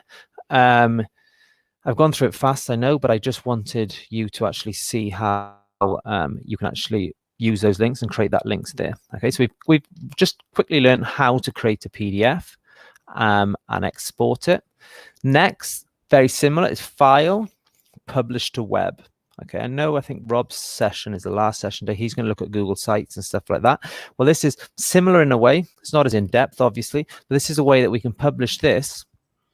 Let me stop there, actually just explain a bit more. So what we're doing is we're publishing this. So a student will see the presentation, but they won't see any of this. Okay, and it's, yes, you can share it without editing rights, but it does look a bit messy. You don't want them to see all this. So we just go to File, Publish to Web. Okay, Publish. Are you sure you want to publish? Click OK. It's given you a link there. Okay, but publish content and settings, you can stop the publishing. Okay. Require people within your domain. I just wanted to highlight that. You can, again, this is safeguarding. It's something that we've had conversations here. I mean, you could almost do a summit just on online safeguarding. Okay, so there's just one of those questions that you may get. Where is this going? Who is seeing this? Well, you can ask students to log in, and they'll only view it if they're logged in with their school provided email, G Suite account. So they're within the domain. Okay, so this is published. So now if I copy it, and let me just jump into an incognito tab, paste it there, this is how it looks. Okay, so yes, in theory it's a Google slide. However, the student now cannot see all the editing rights stuff. Again, you can, like I mentioned, you could turn off editing and everything, but for me this looks a lot much smoother, a lot much sleeker, and as far as you're aware, it's a website. Okay, again, the links work. Yeah, it takes us to the YouTube video. Oh, let me stop that because my headphones, I can hear Sethi there. Right, again, the website. I'm doing this because I want to stress the importance of just testing the links. Okay, make sure these links all work, because you don't want your inbox flooded from students, from parents saying this link doesn't work. Okay, so we've published it to web. SeeSaw. Okay, so we mentioned SeeSaw. SeeSaw's been our best friend, always has been, to be honest.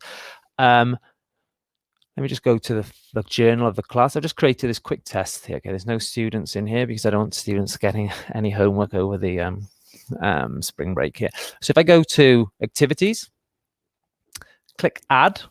And what we can do is we can assign an activity, okay? Or we've got the browse activity library here. One thing I love about SeeSaw is you can create activities and you can actually keep them and share them within your school. Okay, so if I go to our school, we've got different people in different departments who've just shared hundreds and hundreds and hundreds of different activities. I'm in the grade 5 one, and then different grades would be different things, okay? I'll go to my library. And here's a couple that I just tested earlier. Right, so if I go to create new activity, we're going to call this online summit. And here you can write instructions. So check out the PDF and or website. Okay, what I'm doing here is I'm going to offer them 2 options. Both options are going to be the same. However, again, I'm just covering my bases. If a student can't open a PDF, if a student can't open a website, I'm giving them 2 options. Okay, and again, they'll see this weird the first time, but when they see this daily, they'll understand what we're doing. Okay, and or website, and create a Google slide on, say, online. And again, create 4 slides. Thanks. You rock. Right. So on SeeSaw, there's certain things we can do. Add multimedia. Okay. So I could have added a video, not a link to Sethi's video, a video. Okay. I could have added a link to certain websites, but I can only add 1. Okay. That's very, very important. Okay. You can only add 1. I could add notes with links. Okay. However, the links aren't clickable. Okay, so if I click on links, they're just text. I can copy them in there, but when they come to the student, they're just text. Okay, I can add photos, drawings, or I can upload something directly here. Okay, so what I'm going to do now is I'm going to go to this document here. I'm now going to go back to SeeSaw. I'm going to post a link. So this is a link to that website or the Google slide published. Always puts this in, just click continue. But I'm going to upload the PDF. I'm just checking how I'm doing for time. So there we go. This is how we can see it. Okay, just click tick. And we're going to just go and we can add the template in there. Okay, or the other option is paste the link in there. Okay, and again, there's just different ways that the parent or the teacher or the student has access to this one document you want them to actually see. Okay, so if I click save, this now is viewable. So I can click here and this is what the student sees. Straight away they open that. Okay, they would have read what they need to do. They've also got the link there if they need it. Okay, but we know then that they can actually assign it. Okay, I mentioned the PDF. You can do the exact same. So if I go, you can click a link to the PDF in a Google Drive, or you can actually upload the PDF itself. I'm not going to type in any of the text. I'm just going to go to upload, and we can drop the file in here. Okay, or if it's on Google Drive, drop it into there. And again, instead of a link to this, they will have a link to the Google and the PDF. Okay, next. Okay, again, I'm just checking time here. Exactly the same in Google Classroom. Okay, we go to classwork. We can create an assignment. Post the same sort of text in there. Add a link. Okay, we can add the link in there. Add link. And again, the link is there to go there. Or we can add one or other. We can add a file. So I need to upload it. So let me just see. That would have downloaded to, where to go? Recent. It'll be in downloads. Let's see if I can find. Again, this will be where we would speed everything up. You see all my screenshots and screen recordings. I can't find it there, so I'm not going to waste your time. Anyway, you put the PDF in there. And again, the student has got access to it. You've got the due date. You've got all these things there. Okay. While I'm in Google Classroom, just one thing I would recommend. On the stream, we have been posting messages, okay, where teachers can share messages here, okay? But what happens is if you post work, the work will come up here as well. However, if you go to settings, there's a cool little setting here that I discovered the other day. Classwork on the stream, okay? We can show attachments or hide notifications, okay? And here as well, students can post, students can comment. You may want to play around with these features to see what actually tidies up your stream, because you may have lots of students commenting and work gets hidden. However, we've advised students not to use the stream when looking for classwork when there is actually a tab called classwork. So all classwork is assigned here. Okay, so then the stream is for communication, it's for chat, it's for feedback. Feedback's important, making sure everybody can feed things back. What I'm going to do now, that's basically everything that I wanted to show you there. I will also show you that if I put in another shape, so if I go back to my original presentation, okay, we just had a quick look there how to insert shapes with text. Again, I put that in there because it's important that the shape includes text, not text on top of a shape. Okay, you link the shape then to the resource, not the text. Okay, so then you're in fact creating a button. Okay, you can download to PDF, which may be something. I mean, I've used this. Say I want to do an image or a GIF, not a GIF, sorry, a JPEG. I might just export this. Okay, I might want it for Twitter. I might want it to promote something or to share something. You can just export. Okay, file download as a JPEG. Okay, so there's different ways. And today we've just quickly looked at download to PDF, publish to web. Again, I've put this in because it's so important. Test links. Okay, and the number of comments and messages we've had from parents because links don't actually work. Okay, so it's important that you do that. When sharing a Google Doc, slide, add copy. Okay, it's a great little hack, if you want to call it that, where you just go, you delete all the way back to edit and just click delete and then just add copy there. Okay, and then the students will automatically be prompted to create a copy, and that, again, they're logged in, it'll create a copy in their Google Drive, similar in the way that it would do on a Google Classroom. This is something that you may want to do if you're using SeeSaw with your upper elementary students, maybe. Also subscribe to the AppsEvents channel. Okay, I can't stress that. There's so much good stuff going on there. Sethi has been unbelievable. He may write in the comments how many videos he's been knocking out weekly. But we talk about tech solutions who've stepped up, individuals have stepped up as well. Okay, even James putting this event together today. Okay, thank you, Tim. So that's everything from me. That was fantastic, Tim. Yeah, we've got a couple of questions for you actually lined up, Tim. So first question was from Susan. Would you agree that it's really important to keep SeeSaw activity instructions really simple and to use audio instructions for LS and ELL students? I would definitely keep it simple. Simple is definitely the way forward with everything. And with audio instructions, almost do both. It's because you just want to make it more accessible for as many people as possible. Sethi looked at YouTube videos. YouTube's got the subtitles. All these different tools. That, again, it's being proactive, and you're troubleshooting before the actual problems come through. So it's almost another way then of stopping those questions. Fantastic. And another question here from Jonathan. I think you addressed this already. Can you attach a link as well as a PDF in the same activity? I think you already addressed that. In SeeSaw, yeah. So you can attach the, let me get this right because this is how confusing it is. You can attach the link and then the PDF in the instructions. Okay. However, if you're uploading your own videos, your own images, you can upload more than one thing. Okay.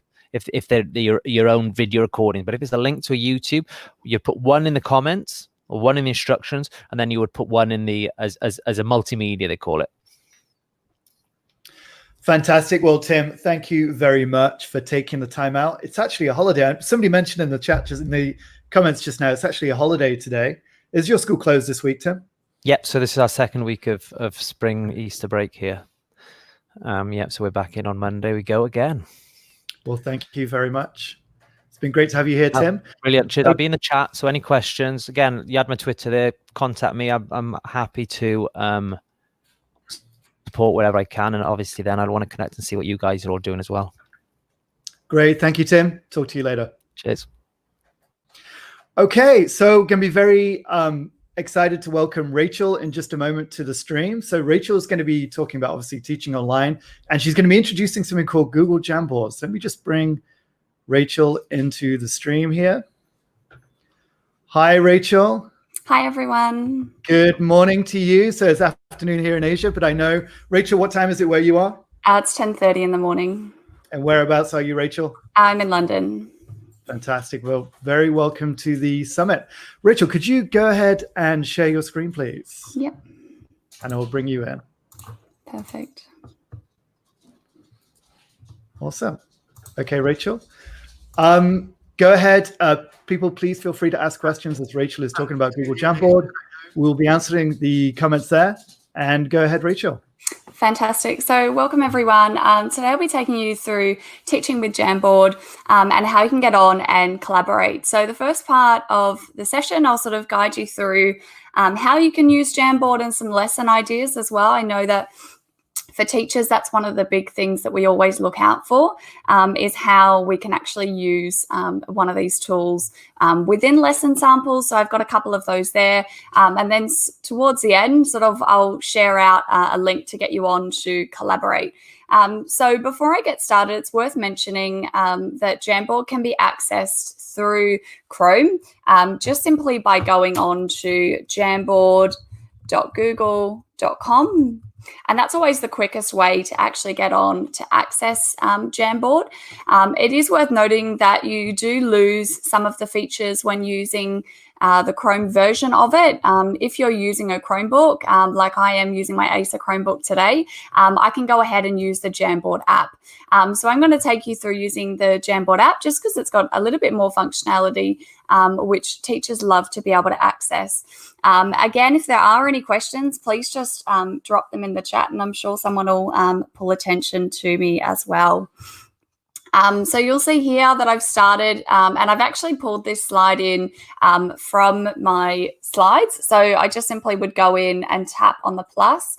And the Jamboard app allows me to drag in any Drive content that I've got. So for example, if I go in here, I can go in, find my slide deck. So for example, I've got that one there. I just simply go and select it and then I can expand that out. And what that'll allow me to do is to pull out any of those slides and then I can just simply pinch and resize that to fit it on my screen. This is also a nice way to sort of highlight any attention to anything, but it also means as a teacher that if you're currently teaching from slides, like I have been, that you don't then suddenly need to rework how you're going to annotate and then draw attention to things. So while slides is fantastic to be able to present in a classroom, there are times where you just want to be able to zoom in on a particular focus. Like, for example, please go and follow me on Twitter at tech_Miss C. So I can do that as well. You'll also notice that on the left-hand side of my screen here, I've got some different tools that I can use. So I've got my standard pen tool. So if I want to do any annotations, that I can do that directly on top of that slide there without having to leave. I can also use that to handwrite as well. I'm using my built-in stylus on the Acer Chromebook, which just makes things so much easier for annotating. You'll also see that you've got a thicker pen and a highlighter. So if you're doing any reading, it's a great way to be able to sort of mark up any content that you're doing like so. And you've also got sort of a more thicker pen to use as well there. What I love using all the time is the Move tool, which just allows you to be able to pick up any of your items on your Jam and be able to move them around. A sort of key thing to highlight, especially during a training presentation, is the laser pointer. So today we're looking at Jamboard and you'll see just how that highlights it for. Within a sort of primary setting, which is my background, being able to highlight a key part or follow along as we're reading through something is really beneficial there. You'll have noticed that underneath there is that plus. So anything that you want to insert or add, you have that ability there. So you can go ahead and add a sticky note. Oh, let's not try that twice. And I can simply go ahead and type straight onto there. I do have that option as well to change the colors of them.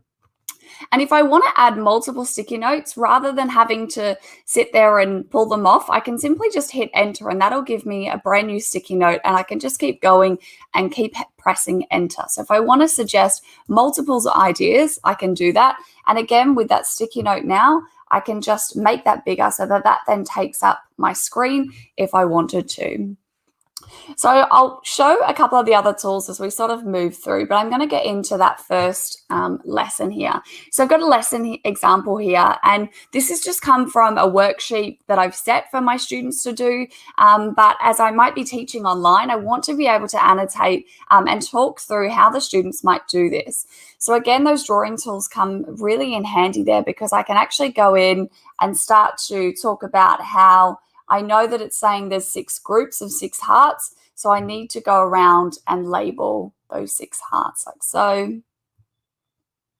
And again, I can also use this as a way, so I could record my lesson using Screencastify or Loom as well, and then I can share this out to my students as well.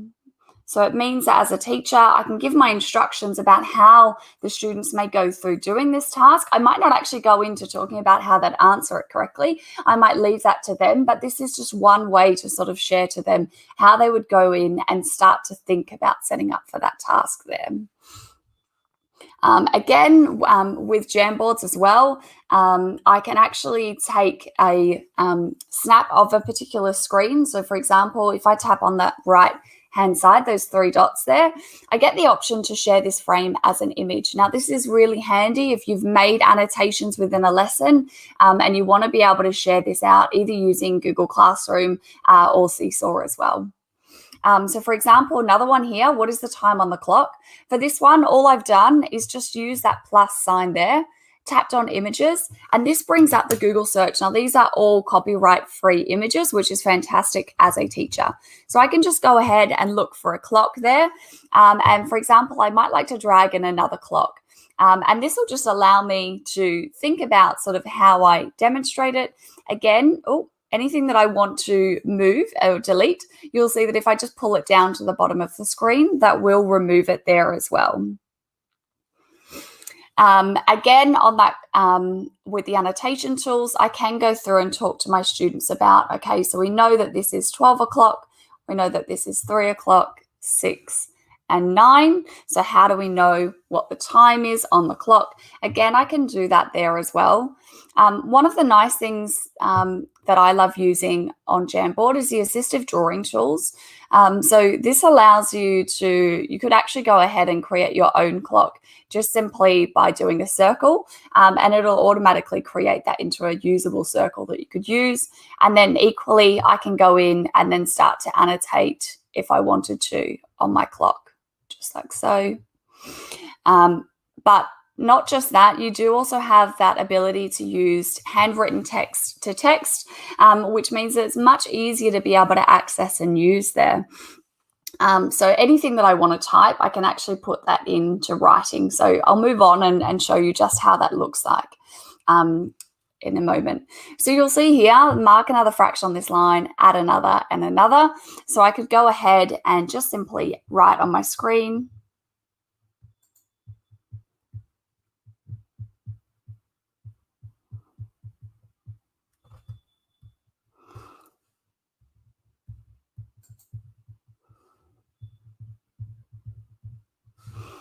And just like that. So if I'm not very good at handwriting, then I can easily have that written down for me. And one of the nice benefits is being able to sort of drag and reposition text. So for example, if you put a word in the wrong spot or you forget a word, then you can easily go ahead and add that on, and it'll even include that space there as well there. Jamboard is free. I've just seen someone's comment appear in the chat. It just needs to be turned on by your admin so that you can use it, but it is one of the G Suite tools there as well. So once I've got that in, I can go ahead and start to mark in my fractions on the line for my students. And you can see there, one of the nice things is that if I do use the assistive drawing, that's going to give me a straight line. So really, really nice way to be able to do that. That's exactly the same with that maths shape recognition tool. If ever you want to be able to draw straight lines, that comes in really in handy as well. So moving on, I should have mentioned, sorry, just one of those things about the backgrounds. So you'll have noticed that the background has changed. if I tap on the top here, this allows me to see all of my slides there. So I can go ahead and tap on the 3 dots. I get the option to duplicate that slide as well. So if I'm working, for example, in a whole class and I want all of my students working on that same Jamboard, then I can set up a Jamboard for each of them. And I might like to set up a sticky note with their names in the top left corner as well, so that they know that it's theirs. You'll see that at the bottom there, I get that option to change the background. So for example, in a maths lesson, maybe I'd like to use my dot reference or the grid reference. And again, equally within a lesson, when I zoom in, I'm going to start to see those bigger grid sizes there. And I can always go out and zoom out on my screen as well if I need to, like so. You'll also see that you've got written handwriting lines, another grey grid reference, sorry, I can't talk this morning, blue background, and simply just a black background as well. So I'm just going to leave it as white for now. And you'll see here that this is just an example of being able to quickly pull some of the ideas together. Now, these 2 clocks and calendars do come in handy a lot, and they're just found in the stickers section down here. And this is also a nice way that if you're getting students or teachers to sort of share ideas about maybe how distance learning has been going or effective tools that they've found, that you can go ahead and give them a thumbs up or thumbs down on their idea, whether you like it or not, as well as simply adding in those ticks or crosses or the smile face as well. And then you'll see below that you sort of have some templates. Now, these are a fantastic way to be able to go in and add information to. Whilst I was sort of busy having a play this morning, I actually saw that someone had, I saw that someone had actually used sticky notes. So they'd gone ahead and used that calendar there and then gone and use sticky notes to add in what was happening during that month there. So I'm just going to zoom out again and take that over here. So again, once I've got that there, you'll see that if I position it anywhere on my board, that I'll get that information. Equally, if I don't have enough room, I can just simply go ahead and actually drag that onto a new Jamboard here. So it's a nice way to be able to take any content. And then, like I was just mentioning, I might like to put in what I need to do. So, for example, my first thing might be to set up slides. And then I can go ahead and put that on the day of the week that I'm looking at, just like that. And once that's on, again, equally, I can still go in and annotate across the top of it. So it's a nice way to pull out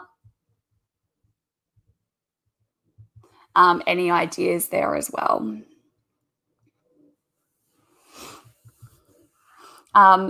Again, another maths example here.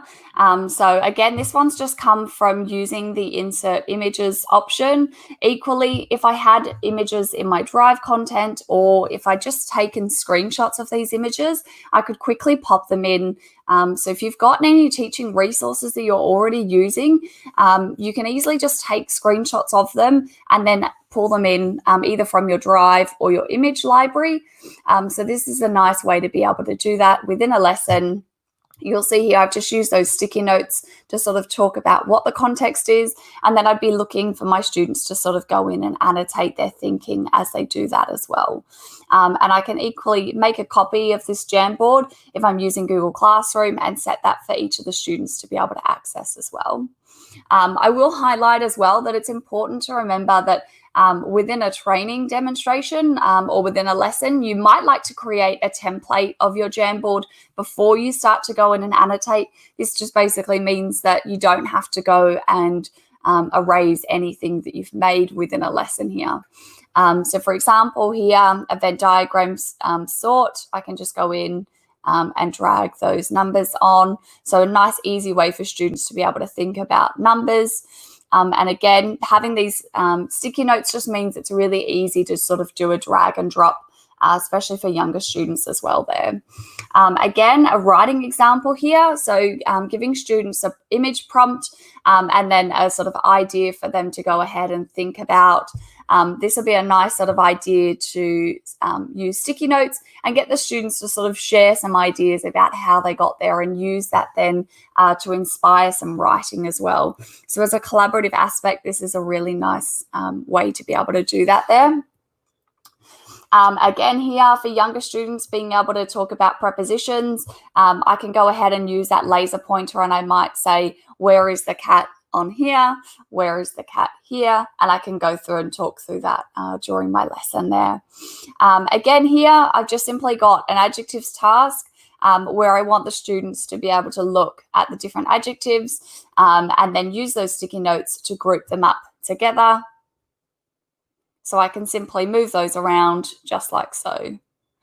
And again, using the different colors of the sticky notes is a really helpful way for students to be able to sort of identify the difference between things. And if you're doing group work as well, you can specify a specific color to a group so that they only use, say, for example, the pink sticky notes.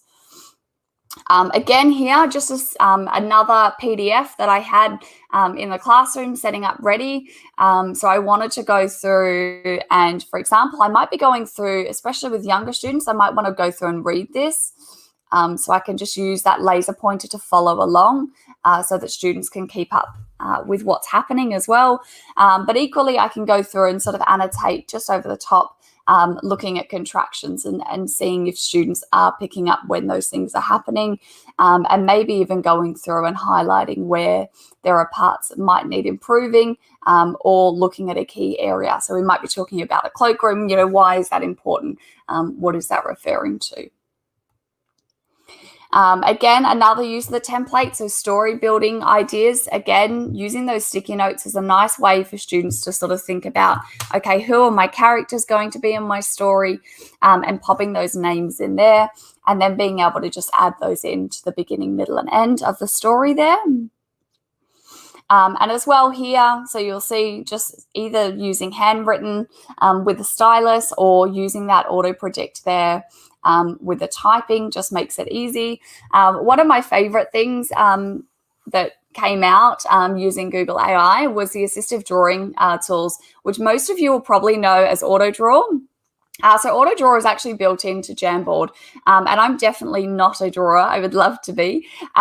So one of the things that I often like to do is to start to draw, and you can see here that already my terrible drawing of the globe, I can go ahead and quickly select that. Equally, if I was trying to do a book, as you can see, that hasn't even predicted what I'm trying to draw, but let's just say it was a computer and we'll go with that. So I can pop that in just like so. So it's always a nice way to be able to sort of bring in any icons. And we know that icons and infographics are becoming more and more common in education. And I think being able to sort of have icons that highlight the steps or the tasks that students need to do. So it might be read this, do this, what ideas do you have using those light bulbs, a book, for example. Again here, just sort of an idea of what you can do. So Jamboard isn't just for the teacher to be able to use, but you can get on to collaborate, and sort of looking at the time, I will get us on to our collaborative task in a second. Again, what's really nice is being able to not just add in images, but if you save any GIFs, a lot of teachers like using GIFs in their lessons, that you can add those GIFs in to Jamboard as well.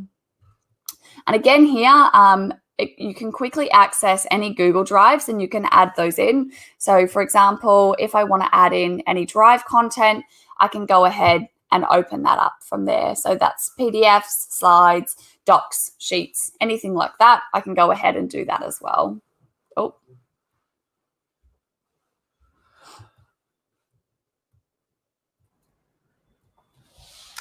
Hi, Rachel, and thank you. That was fantastic.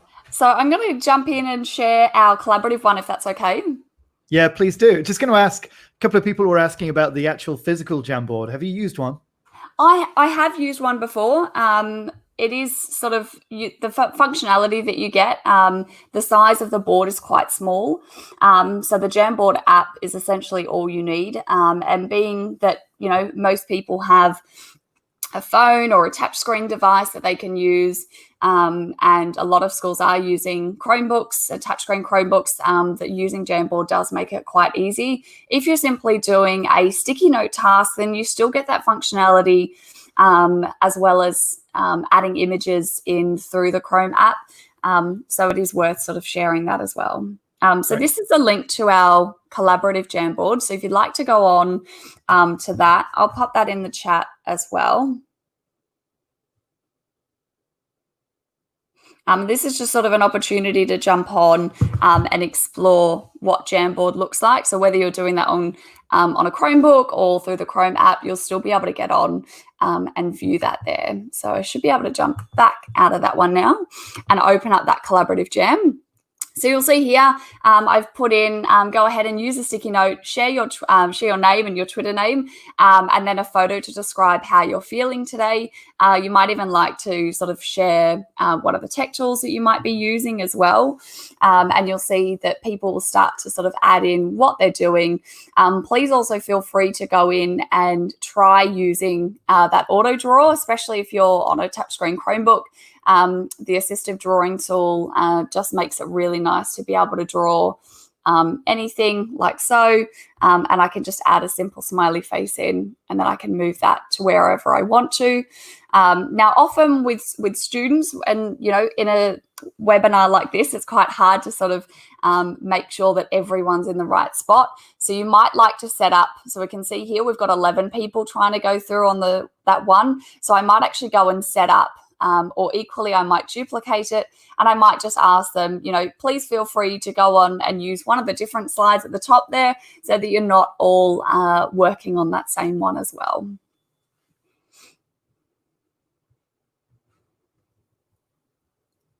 And one finishing thing to sort of mention is that within any Jamboard, I can save it as a PDF. So this is a nice way to be able to send it out after a lesson's finished.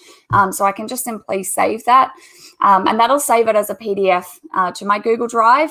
But also, all of these Jamboard files are saved directly within Google Drive, so you'll always be able to find them there as well.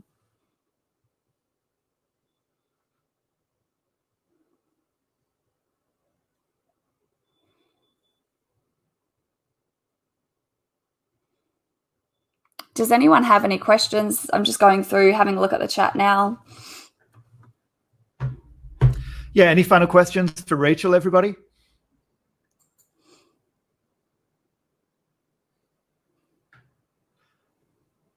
What's the maximum number of people you've had on a Jamboard, Rachel? I've had 40 on a Jamboard before. So that's we have around about 90 or 100 people watching. Yeah. Yeah, that was two people, two classes, I should say, sorry, on a Jamboard at once.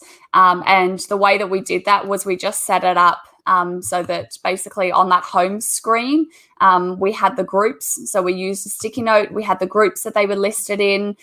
Equally, if you'd made all of your organization in docs or slides or sheets, then you could easily just add that content in, and this would be able to make it easier to manage rather than sort of having to go into Jamboard and set that up. So that Drive integration, especially from the Jamboard app, really makes life much easier as a teacher. It's also worth noting that Jamboard is fantastic, and Sethi recently created a video showcasing Jamboard and a couple of the other tools as well. And so I just wanted to briefly touch on those, if that's possible. Yeah, just quickly.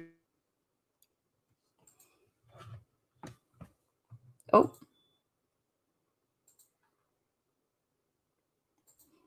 Hi, Jonathan's just asked a question there. Yes, you can join without using a web link.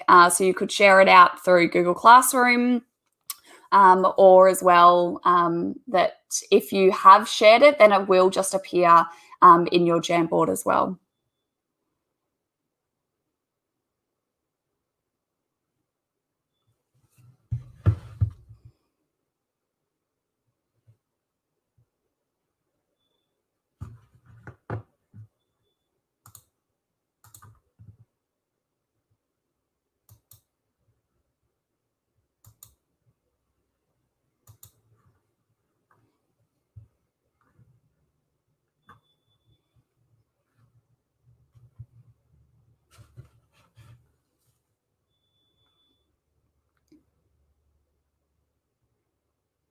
I don't know if you can all still hear me. I can't hear James.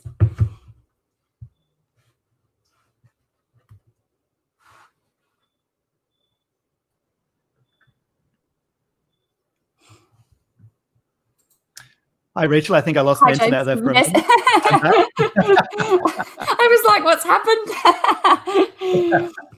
Okay, we're back and we are still live. So Paul did ask a question. Is it possible to lock an item to the Jamboard screen?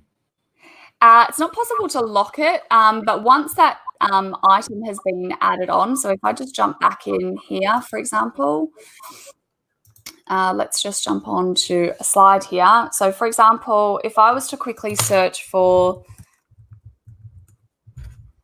the human skeleton, so for example, if I want to do some getting the students to sort of annotate that image and label the different parts of the human body, once I've tapped off that screen, so if I tap off and then if I'm using a stylus to do any writing or annotations, you'll see here that that's not going to allow me to move the picture.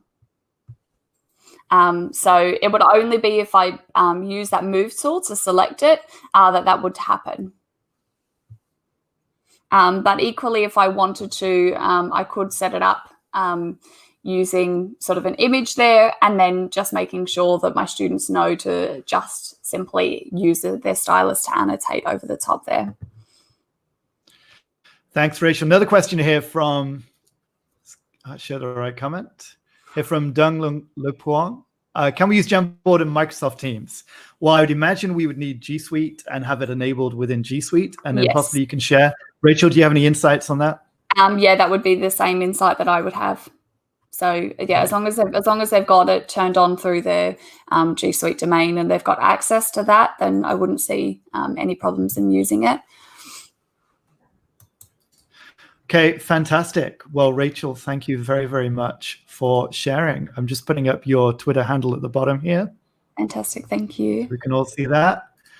Yeah, thank you, Rachel. Do I still have 2 minutes? Yep. Yes. Yeah. So I'll just quickly mention as well that there's also, if you just want to, do I need to change my, there we go, it's on the right screen now, that there are also Google Canvas and Auto Draw. So the function of Auto Draw in Jamboard does have that same ability within Auto Draw, but you'll notice as well that you can choose your page layout as well, and these can also be downloaded. So you can download these images as you make them. So again, equally, if I was to go in and add an image in, I could do that like so, but I've also got that ability to just simply type anyway. And I can then reposition that and move it around on my screen. So if teachers are sort of looking for a few more abilities, maybe to even be able to change their background color, they can go ahead and do that. So there are a few more differences within that auto draw there. Again, you still have that draw tool, but you do have a little bit more functionality in terms of the colors that you've got to use, as well as that pen size. So if you're sort of looking for a bigger pen size, you do have that option. And again, here you can resize that canvas in Auto Draw as well. So anything that you want to select or move, you can do that. And that sort of last one to mention is just Canvas. So canvas.apps.chrome. And you can either use an image that you've already got, or simply start a new drawing. Again, here, there's a range of colors, and you've also got that option to use those hex colors as well. So for those that are a bit more designer and want to use a specific color theme, they can go ahead and do that. And you'll just notice as well that you do have those three sort of pens and that sort of marker style as well. But you can equally save these as images and then create those layers. Now, these would just be sort of more for static image creation rather than that collaborative aspect that you get in Jamboard. So thank you. Thank you, Rachel. I know everybody there's a lot of comments there. Thank you, Rachel. So you can go back through all the comments, have a quick look. And there's a stream of questions just going on there as well. So please have a quick look at those questions online, and maybe you can type in a text response. Yeah, Rachel, definitely. thank you very much. I'd say big round of applause for you, Rachel, but we're online, can't do that. Virtual round of applause for you. Okay, Thank you. Rachel, thanks. Have a great day. You too. Bye. Okay, so thank you to Rachel coming in from London. Now we're going to be welcoming a friend and former presenter with AppsEvents, well, current presenter as well. Just bear with me a moment. Okay, we're going to be welcoming Tim Bray to the stream in just a moment. So Tim is based up in Korea, and he'll tell you a little bit more about that. Obviously, Tim and his colleagues in Korea were greatly affected by the coronavirus shutdowns very early on, so I'm sure he'll share a little bit about that. Let me bring him in now. Hi, Tim. Welcome. How are you, Tim? I'm doing well, thanks. Good to see you. Great to see you here. Tim, if you want to go ahead and share your screen, I'll bring your screen into the stream.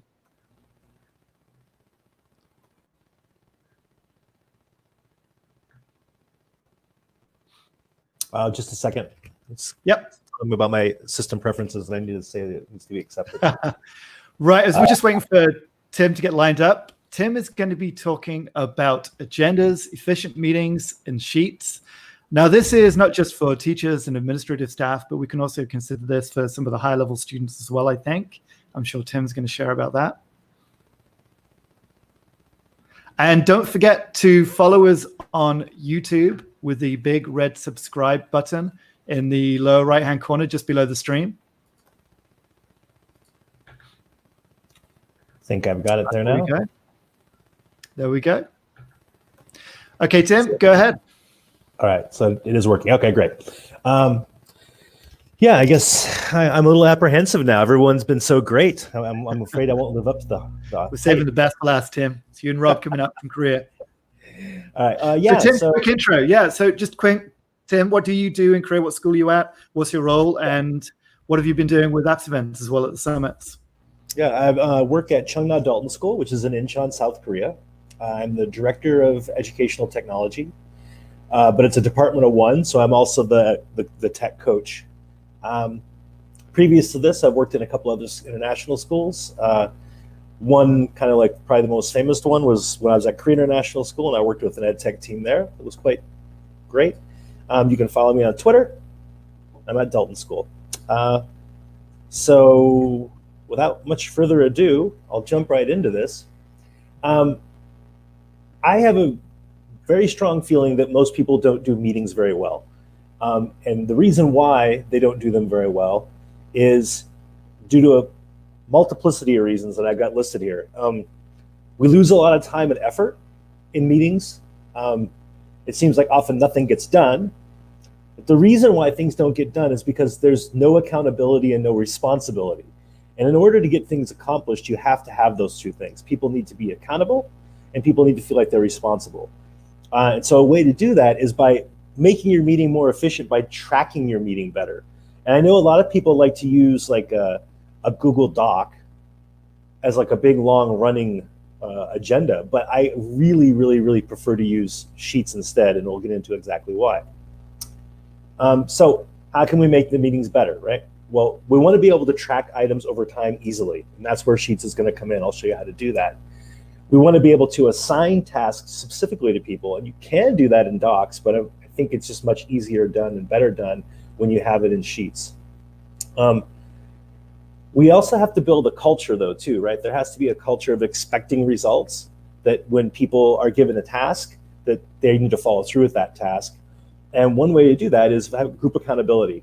When I worked at KIS in particular, we used this sheet that I'm going to share with you later, you can see, as a way to manage our team's effort over time. And we found it to be so effective. Really, we adopted it. And I would say, you could ask any of the guys that were there with me working, our productivity probably tripled immediately. And over time was probably even multiplied by 10. So we get to the yes, but how, right? And that's where I'm going to jump out of this, and I'm going to go to the sheet. So let me orient you to what you've got going on here. Across the top, right, you have the label of what it is. You can put in the people who are supposed to be there. and you can start a start time and a chair. I have found that in order to make this work really well, the best thing to do is to rotate the chairperson during meetings. So not have one person be the chairperson all the time, but every meeting have a different person be chair and have a different person be the timekeeper. And timekeeper is super important because sometimes you're going to have what I call discussion, or the other thing is called dialogue. So when you have dialogue, what you're really having is just you're getting ideas out. You're putting all the ideas possible on the table. You're not really taking anything off yet. You're not really having the big debate over what's the best option. You're just getting options out. And then a lot of times in meetings, you need to switch to what's called discussion. And discussion is where there's going to be a decision made. And so in this case, what it does is when you let other people be a chairperson or a timekeeper, it helps build that group accountability. Because it's not like, well, he assigned that to me. No, it's the group assigned that to you. And we all need to work together now. So on our first column, you'll have the minutes, the items. Now, on the bottom, you see here that this is a template. And so what you do is you use that first sheet you create as your template. And then every time you have a new meeting, you just copy. And then it looks like this. So here I have a mock-up one I did. I didn't want to use people's real names. So I was sort of like infamous person A, person C, and then what they're doing, right? We have a greeting and welcome, that's person A. Amount of time that should take, maximum. And on that, when you get something like this and it's like, maybe it took longer than 5 minutes, that's where the timekeeper is gonna say, we need to move on. Like it's time to move on unless we have something here we really have to make a decision on right now. And you can table stuff. The nice thing about this is you can continually go back. If you look across to get more, the person who's assigned to do it, or the person who's gonna take point on the subject for the team, when it's going to happen, a priority status. So you can actually give it a priority status, and in that way you can prioritize together what's the most important thing to accomplish first.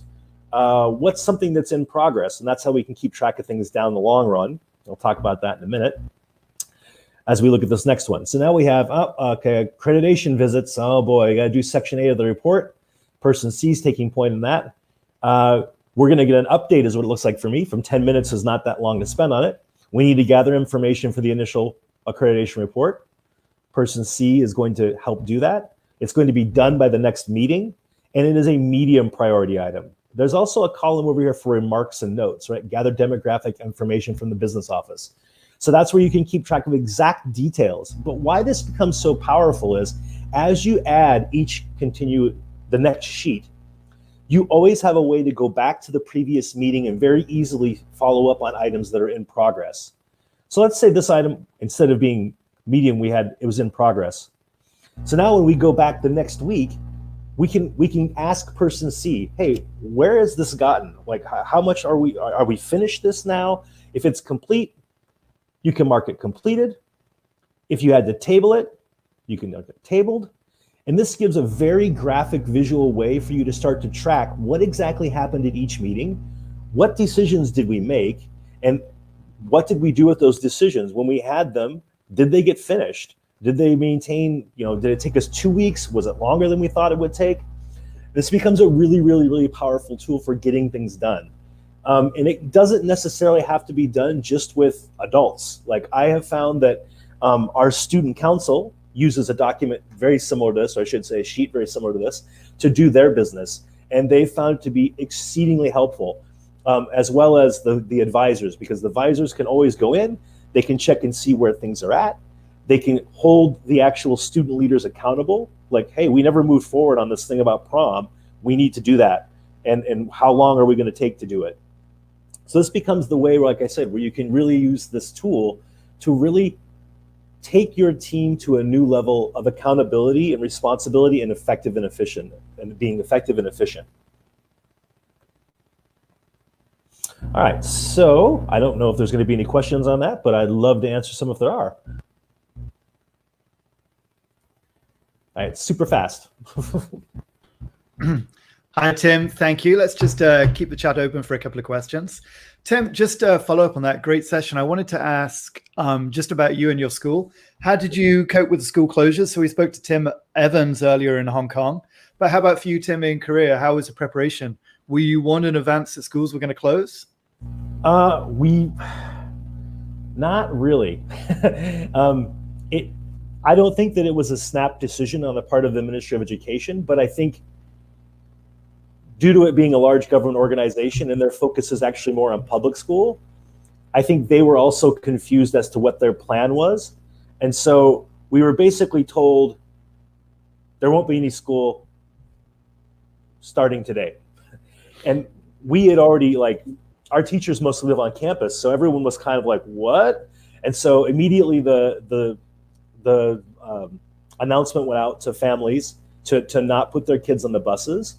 And we wrote to the bus drivers and told them, please take the students home.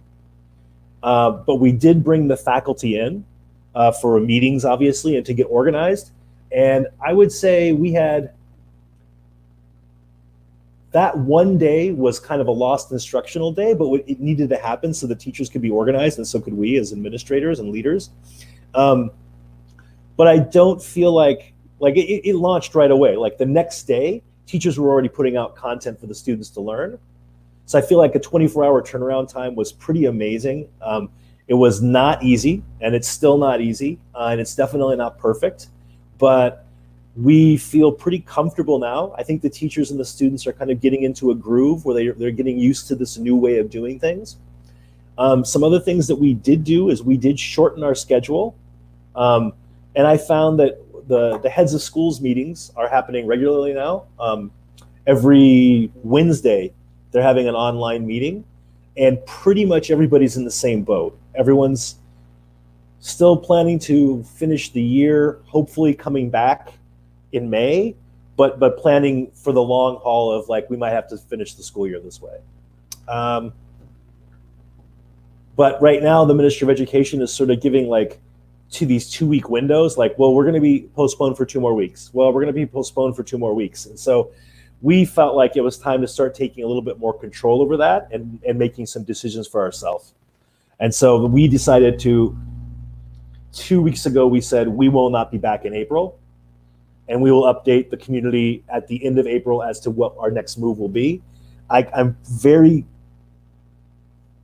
apparently what's been discussed, and we get some Ministry of Education information, and apparently they have said that if there are, I believe they said 5 consecutive days with fewer than 50 infections starting from now, then we'll probably go back to face-to-face school.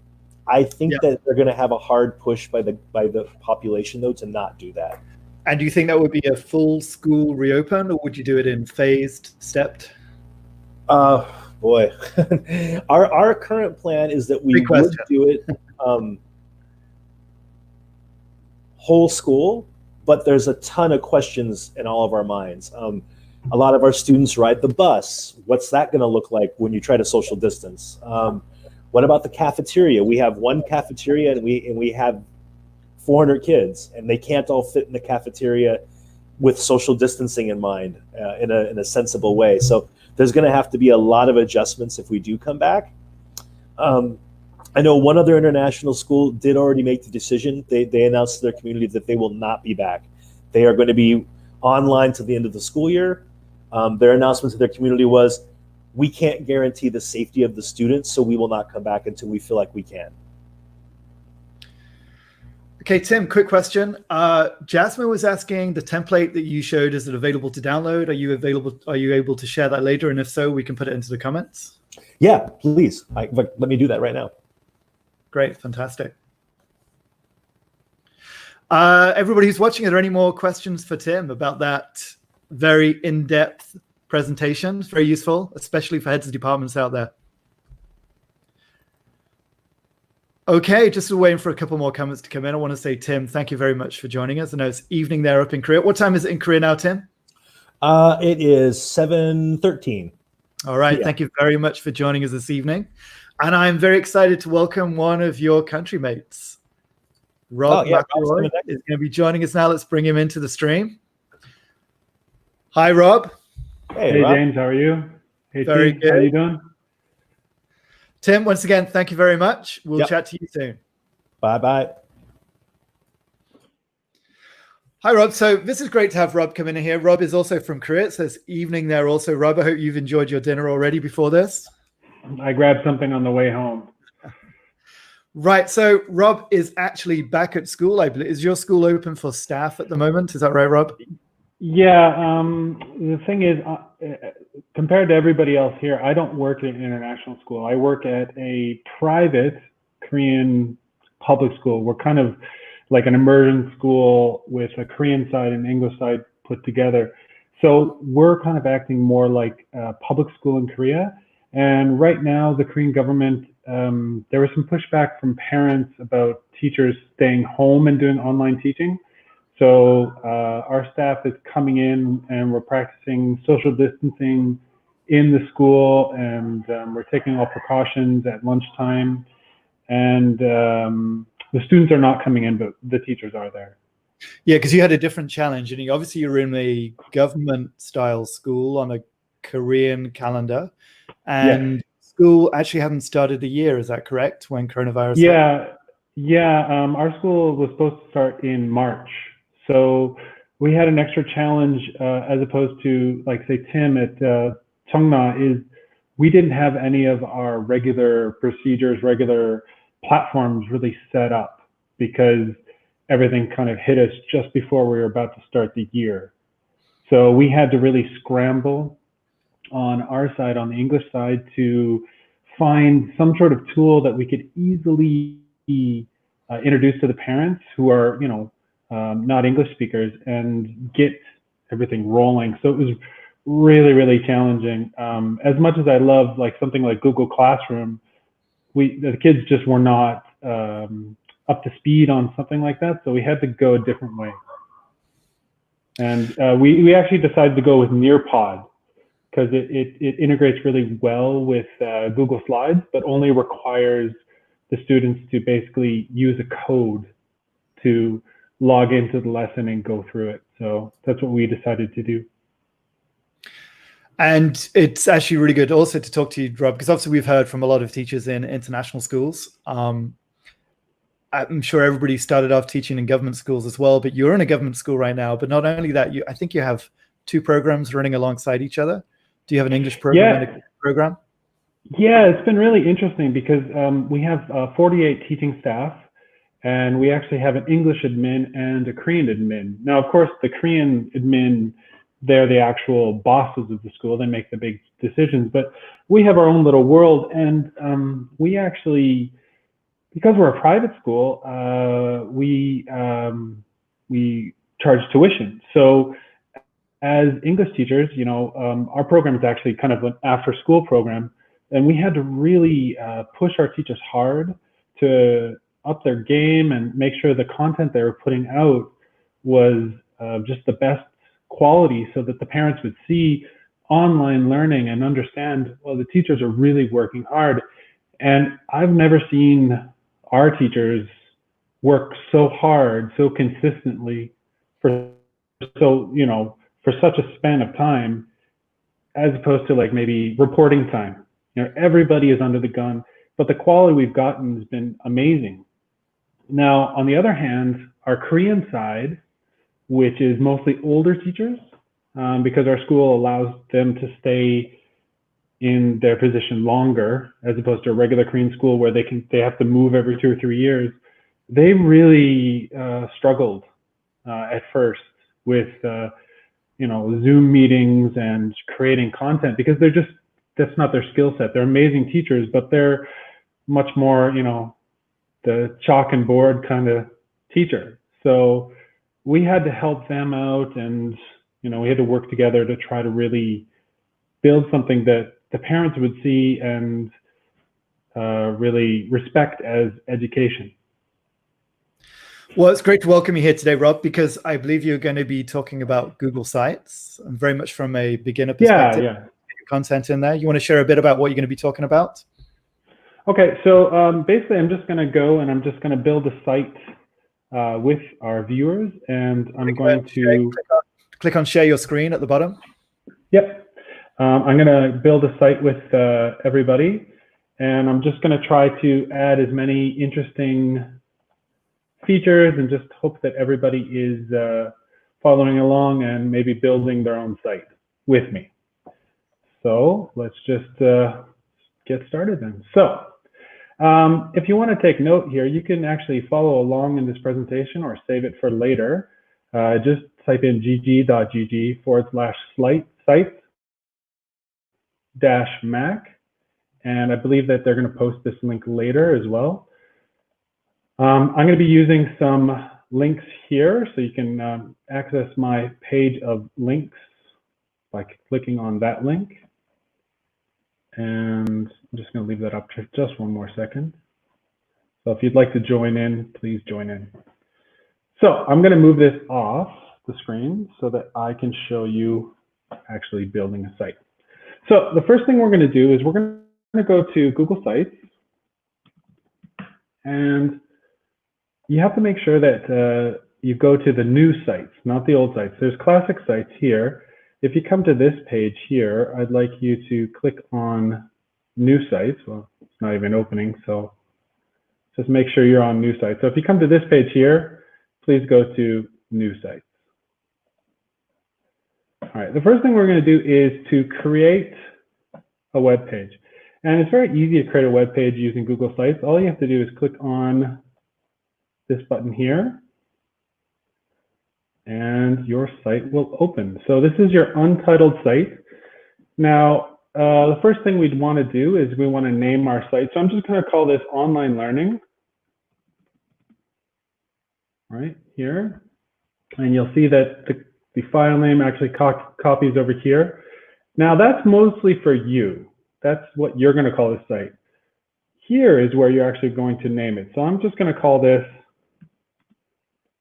AppsEvents Online Summit. So this is what you'd want to put on your site, so that this is the first thing that people see when they come to your landing page. And let me just see where I'm going. When you're making your site, you really want to think about who your audience is, what they want to see. There's a lot of reasons you can make a site as a teacher. You can make a site just for yourself as a portfolio to show others your teaching skills, or you can have it as a one-stop shop for your students to come and get information. Having a presence online is a way to kind of anchor yourself in the void that is the internet. It's just a place where kids can find the information that you want them to find, or you can just put yourself out there and share what you're thinking about, what's on your mind. So after we give a title to it, I'd like to show you, my first part is, sorry, I'm just trying to find my place. Okay, so the first thing people are going to see is your header. Now, when you go to header, you click on header type, you can see the different types of headers. You can have a title, banner, large banner, or cover. It depends on what you want the page to be. If you want it to be just a landing page where people move on to something else, you might want to do cover. I personally like to use banner or large banner because I feel like you can put a little bit of information underneath that gets people deeper into your page. All right. And once you have your title and your banner set, you can go over to your themes. That's over here in the right panel. There's not a lot. There are some other places where you can get them, but at the moment there's not tons. But you can change your overall style. You can change the colors. And you can also change your font if you want a little more light look or classic, or you really want to get a lot of impact, you change it to heavy. One thing I'd like to show you is you don't have to leave this image, this kind of boring stock image. You can select from the Google Gallery, and there's quite a few pictures here. The nice thing about the Google Gallery is that you know that it's going to scale really well. And if you notice over here in the right-hand corner, it's adjusting for readability, which means it changes the color of the banner so that the text will pop out. All right. The first little trick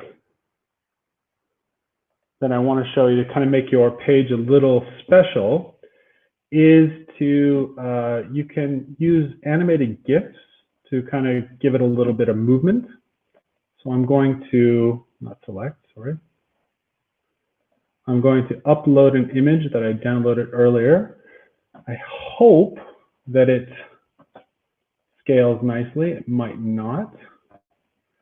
It's a little bit blurry. I probably would try to find a little bit bigger image, but this will give you the idea. You might want to make it as small as you can, but that just kind of gives you a little bit more movement.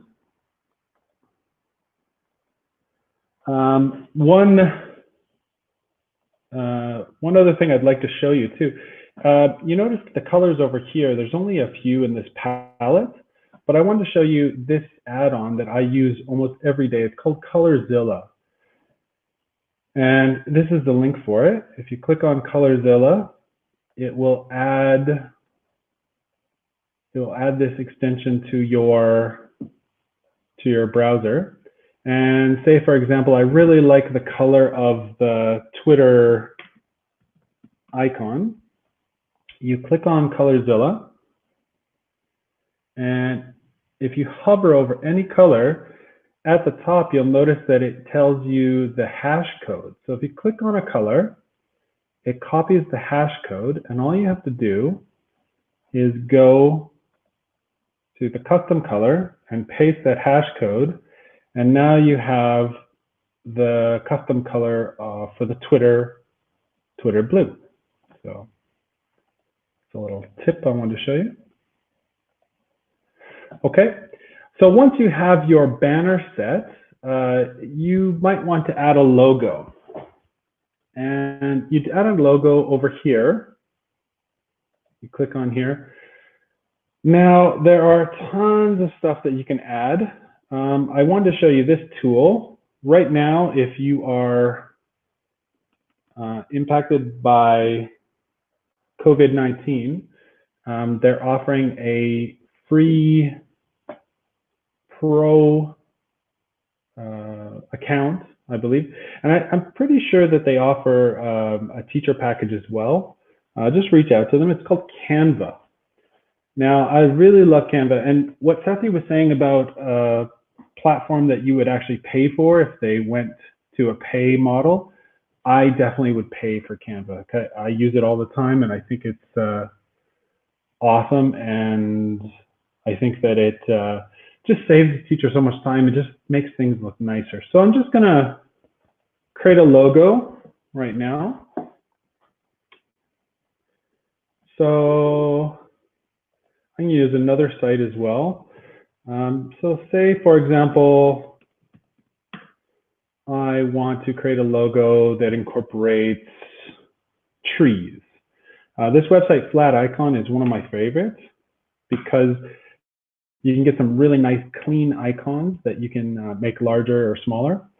So I'm going to find something I like. I think I'm going to go with a palm tree because unlike James, I don't get to see very many palm trees in South Korea.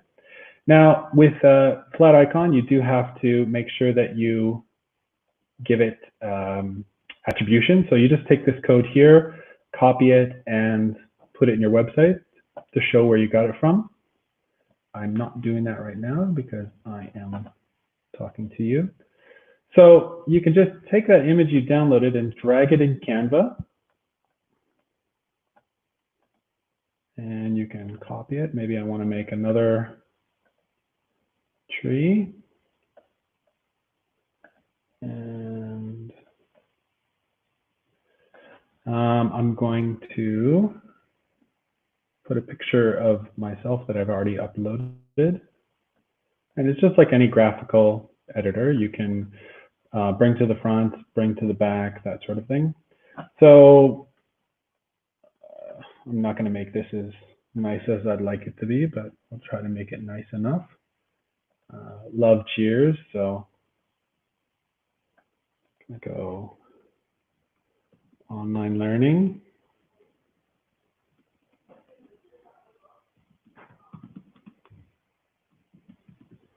And the nice thing about Canva, it does scale the text fairly easily without you having to do too much to it.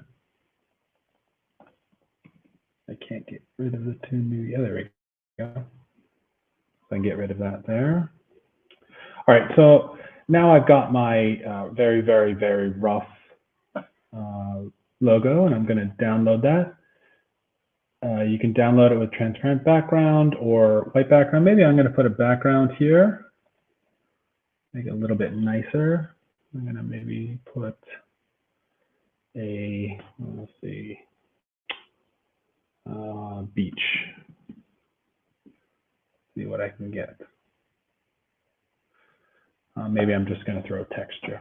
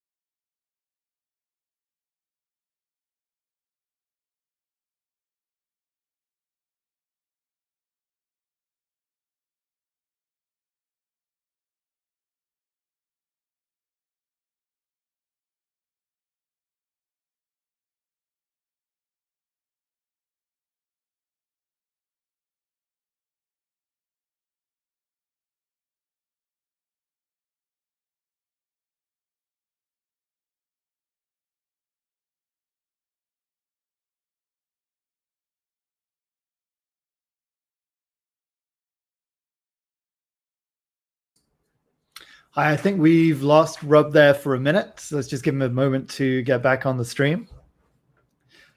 In the meantime, there's been lots of comments. Oh, he's coming back in now. There's been lots of comments asking for links to presentations. This, of course, will be on YouTube, and we will have links for presentations in the description after this has been, after the stream has finished. Hi, Rob, you back? Yeah. Yeah, so, okay. Am I okay for my stream? Does it seem to be solid now? Share your screen again. Okay. Okay. Let's see. Hang on. Okay. Sorry about that. Okay. So I was talking about uploading icons. So I uploaded my icon here, and once you upload it, oh, sorry, I got ahead of myself. Sorry, there's two things in here. I should have mentioned it. There's a logo, which will be on your website. And then, you know, when you go to a certain site, you'll see a small icon up in the Omnibox, or maybe beside the bookmark if you make them. So that's called the favicon. So I'm going to add the same logo as my favicon. And the favicon, just making sure my stream is still good. Yep, so now it's all good. All right, so now you should see, once I publish this site, you'll see my little logo beside the my web page. So I'm just going to show you a few things because I don't want to go too long. All right, so the first thing, I guess we're going to insert some information into our first page. So you can simply drag and drop whatever you'd like. So I'm going to possibly just, I'm going to just drop a text box here. I'm just going to write title. You can choose which size you'd like. So I'll make it large size. And I'm going to maybe introduce you to my school.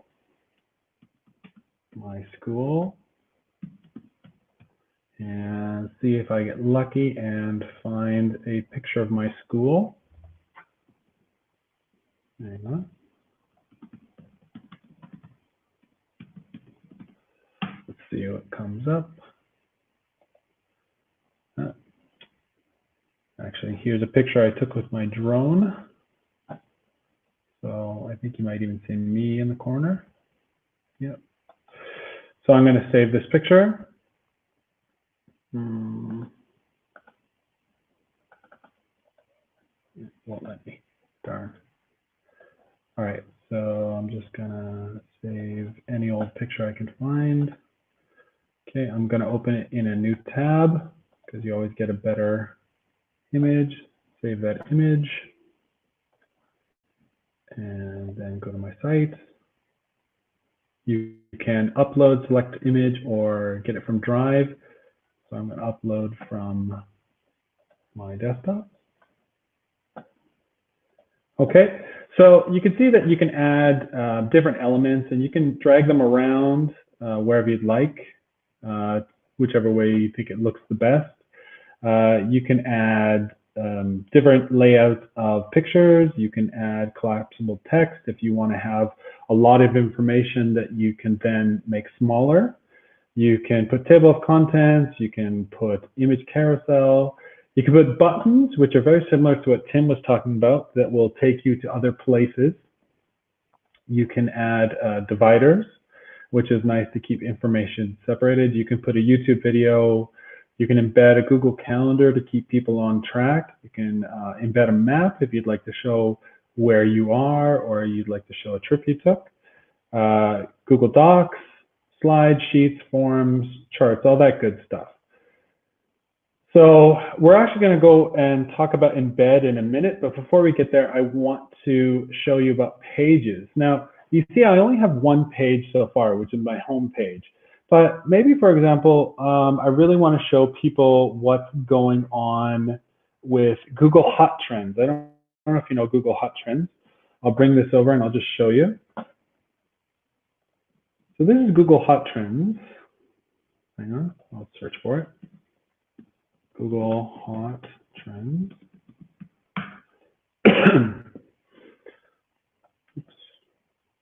And you can select location. So I'm Canadian, so I'm going to click on Canada. And maybe I'd like to know what people are looking for. Something about Merle Haggard. I know George Stephanopoulos just got diagnosed. I hope he's doing well. This is just kind of a good way to find out what's going on. The nice thing about Google Sites is that you can actually use someone else's web page and put it into your own. So I'm just gonna, over here, you can add a new page, but you can also add a new link. So I'm gonna add a new link, and I'm going to, oops, Google Hot Trends. So now you can see that in my page, I have Google Hot Trends, which is just like a page in my website, and that will open up. And you can also add a new page. So new page. So you can add as many pages as you want. If you want to save some space here in your navigation bar, you can drag your pages underneath each other, so they nest underneath each other. So this is the parent page and this is the child page. You can easily drag it out so that it's back on its own. And that is that part. I guess I'm probably just going to end off. I want to show you some fun stuff you can do to make your page really pop. So this tool over here, the embed tool, is probably one of the most powerful tools in Google Sites that you can use. And I'm just going to show you some examples of how to use the embed tool. So the first thing I want to embed is something I think teachers will use a lot. I'm going to embed a interactive PDF. So I'm going to use a website called AnyFlip. So you can see on this website, I already have a bunch of PDFs uploaded, but I'm going to use this one here. This is from my master's study. This is a Doctor Who study guide. And what's really cool about AnyFlip, it'll take any PDF you've got, and it's free. You might get a few ads pop up, but nothing inappropriate. And it allows you to create a fully interactive page flipping PDF, which would be great for pamphlets or maybe novel studies or that sort of thing. So I'm just going to hide this. You see down here, there's an embed button. And all you have to do is basically click on that button and you get the HTTP and it's in an iframe, and you copy that bit of text. You click on the embed, not by URL, but an embed code. You embed that into your site. And if everything worked out well, and I didn't anger the computer gods, it should insert in my page. Now you can resize it to make sure that the text actually displays. Now I have used this before and I know it does work. It might not show up right away, but maybe I have to publish. Another site that I really like to use embedding for is something called Kula. Now Kula is something that gives you an easy way to share your 360 pictures. If you've got a drone or if you've got a 360 camera, you can create some really amazing content. So I'm just going to go to my feed and I'm going to pick a picture for you. This is my apartment in Korea. And I live north of Seoul, actually. So I actually live kind of close to North Korea. It's a very pretty area, very green, not what most people expect when they think of the hustle and bustle of South Korea. So all you have to do is go to share, and again, there's an import button, or sorry, export HTML button. And I'm just going to make sure I always go to the embed HTML. I think every site that I've ever seen has that option. Some of them have newer ones, but just double check they're using the right one.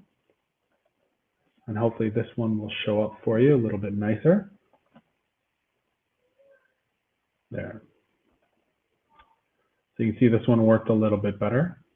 And you can drag it around like anything else. So, you know, if you wanted to put a little description beside it, you could.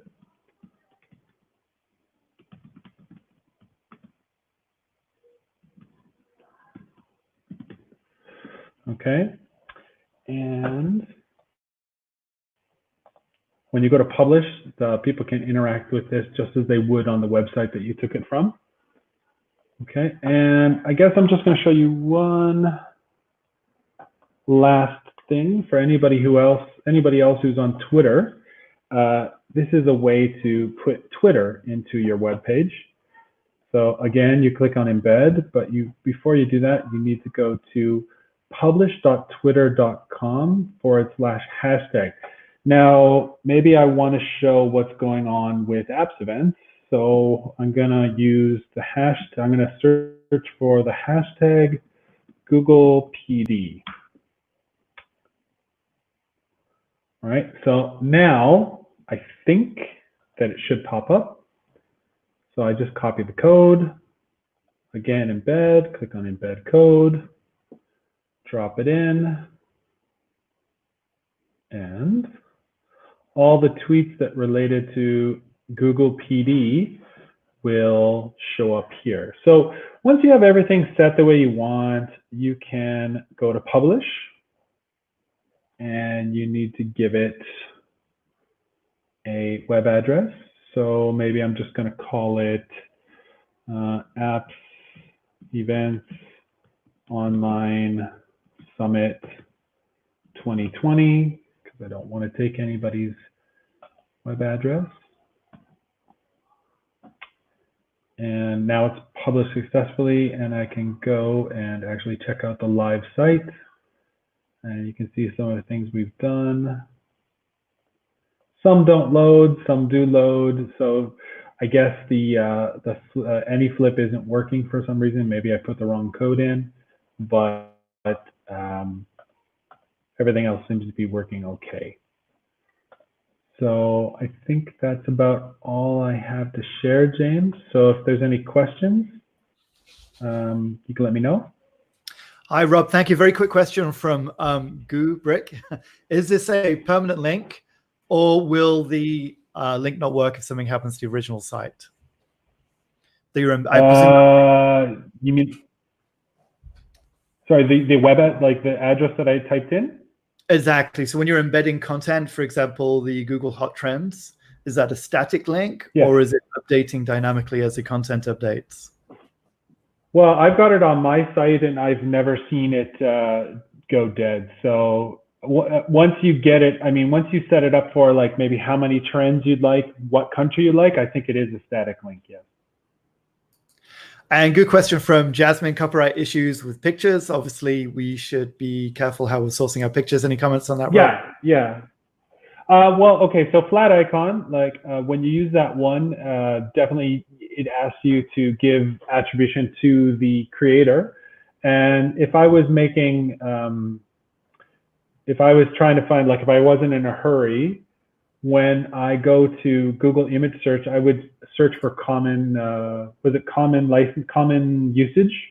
What was the verbiage? I forget. It's yeah, free for use and modification, I think it is. Yes, free for use and modification, yes. So I would search for that sort of thing, but definitely be careful with copyright. You just, I mean, you want to be as respectful as possible to those people who are creating, and you want to make sure you give them credit. Whenever I'm creating something, it's always be more careful than you need to be, and make sure you say who's give credit to who deserves the credit for the creation of the images. Rob, thank you very much. I believe it's coming up to 8 p.m. for you in Korea. Is that right? Yeah, it is. Yeah. Yeah. Thank Thanks, you very Rob. much, That was a great session. Obviously, always a useful topic. So thanks very much. All right. Thank you, guys. Take care. Great comments there. It's really good feedback on a great site session. Thank you, Rob. And that is a massive thanks to all of our presenters. So we had obviously Tim Evans kicking us off, and then Sethi, and we had Rachel streaming out of the UK, and then we had Tim Bray from Korea, and of course Rob just now. Thank you, presenters. It's been an awesome afternoon. And everybody out there, I know this is a holiday week for many people. It is spring break in many places, and in Thailand, where I am, it's supposed to be the National New Year, but they've cancelled it. So it's actually not a holiday for me, only for me. But thank you, everybody. Yeah, also like to add, thanks very much for all the great comments. We've had a really engaged group. A lot of you have stayed around till the end. Lots of great questions, and you've been helping each other out in the chat. So really, really great, guys. Thank you very much. Absolutely. And just again, very quick, thank you to our sponsors as well. Acer, thank you very much for supporting this event. We hope we can bring many of these to you again. Check out the Acer Chromebooks, acerforeducation.amir@acer.com for any questions about Chromebooks. Yeah, guys, and please, if you can thank Acer on social media, and like James said, it really helps us to do more of these events. We want to keep running these. So please, if you could thank Acer, it would really help us as well. Absolutely. Quick gift for everybody. Any future event that we're running, obviously we're a Google PD partner as well. There's a VIP 10 code for any event that AppsEvents is running. So that could be the online training. It could be hopefully in-person training again later this year. We hope we can run those again. VIP 10. And this will all be in the comment section of the stream on YouTube as well. Yeah, and again, we're going to add links. Sorry, James. We're going to say we're going to add links to all the presentations. A lot of people have asked, and all the docs. We'll get it in there, and we'll put it on our blog as well. But everything will be on YouTube. There'll be links to everything.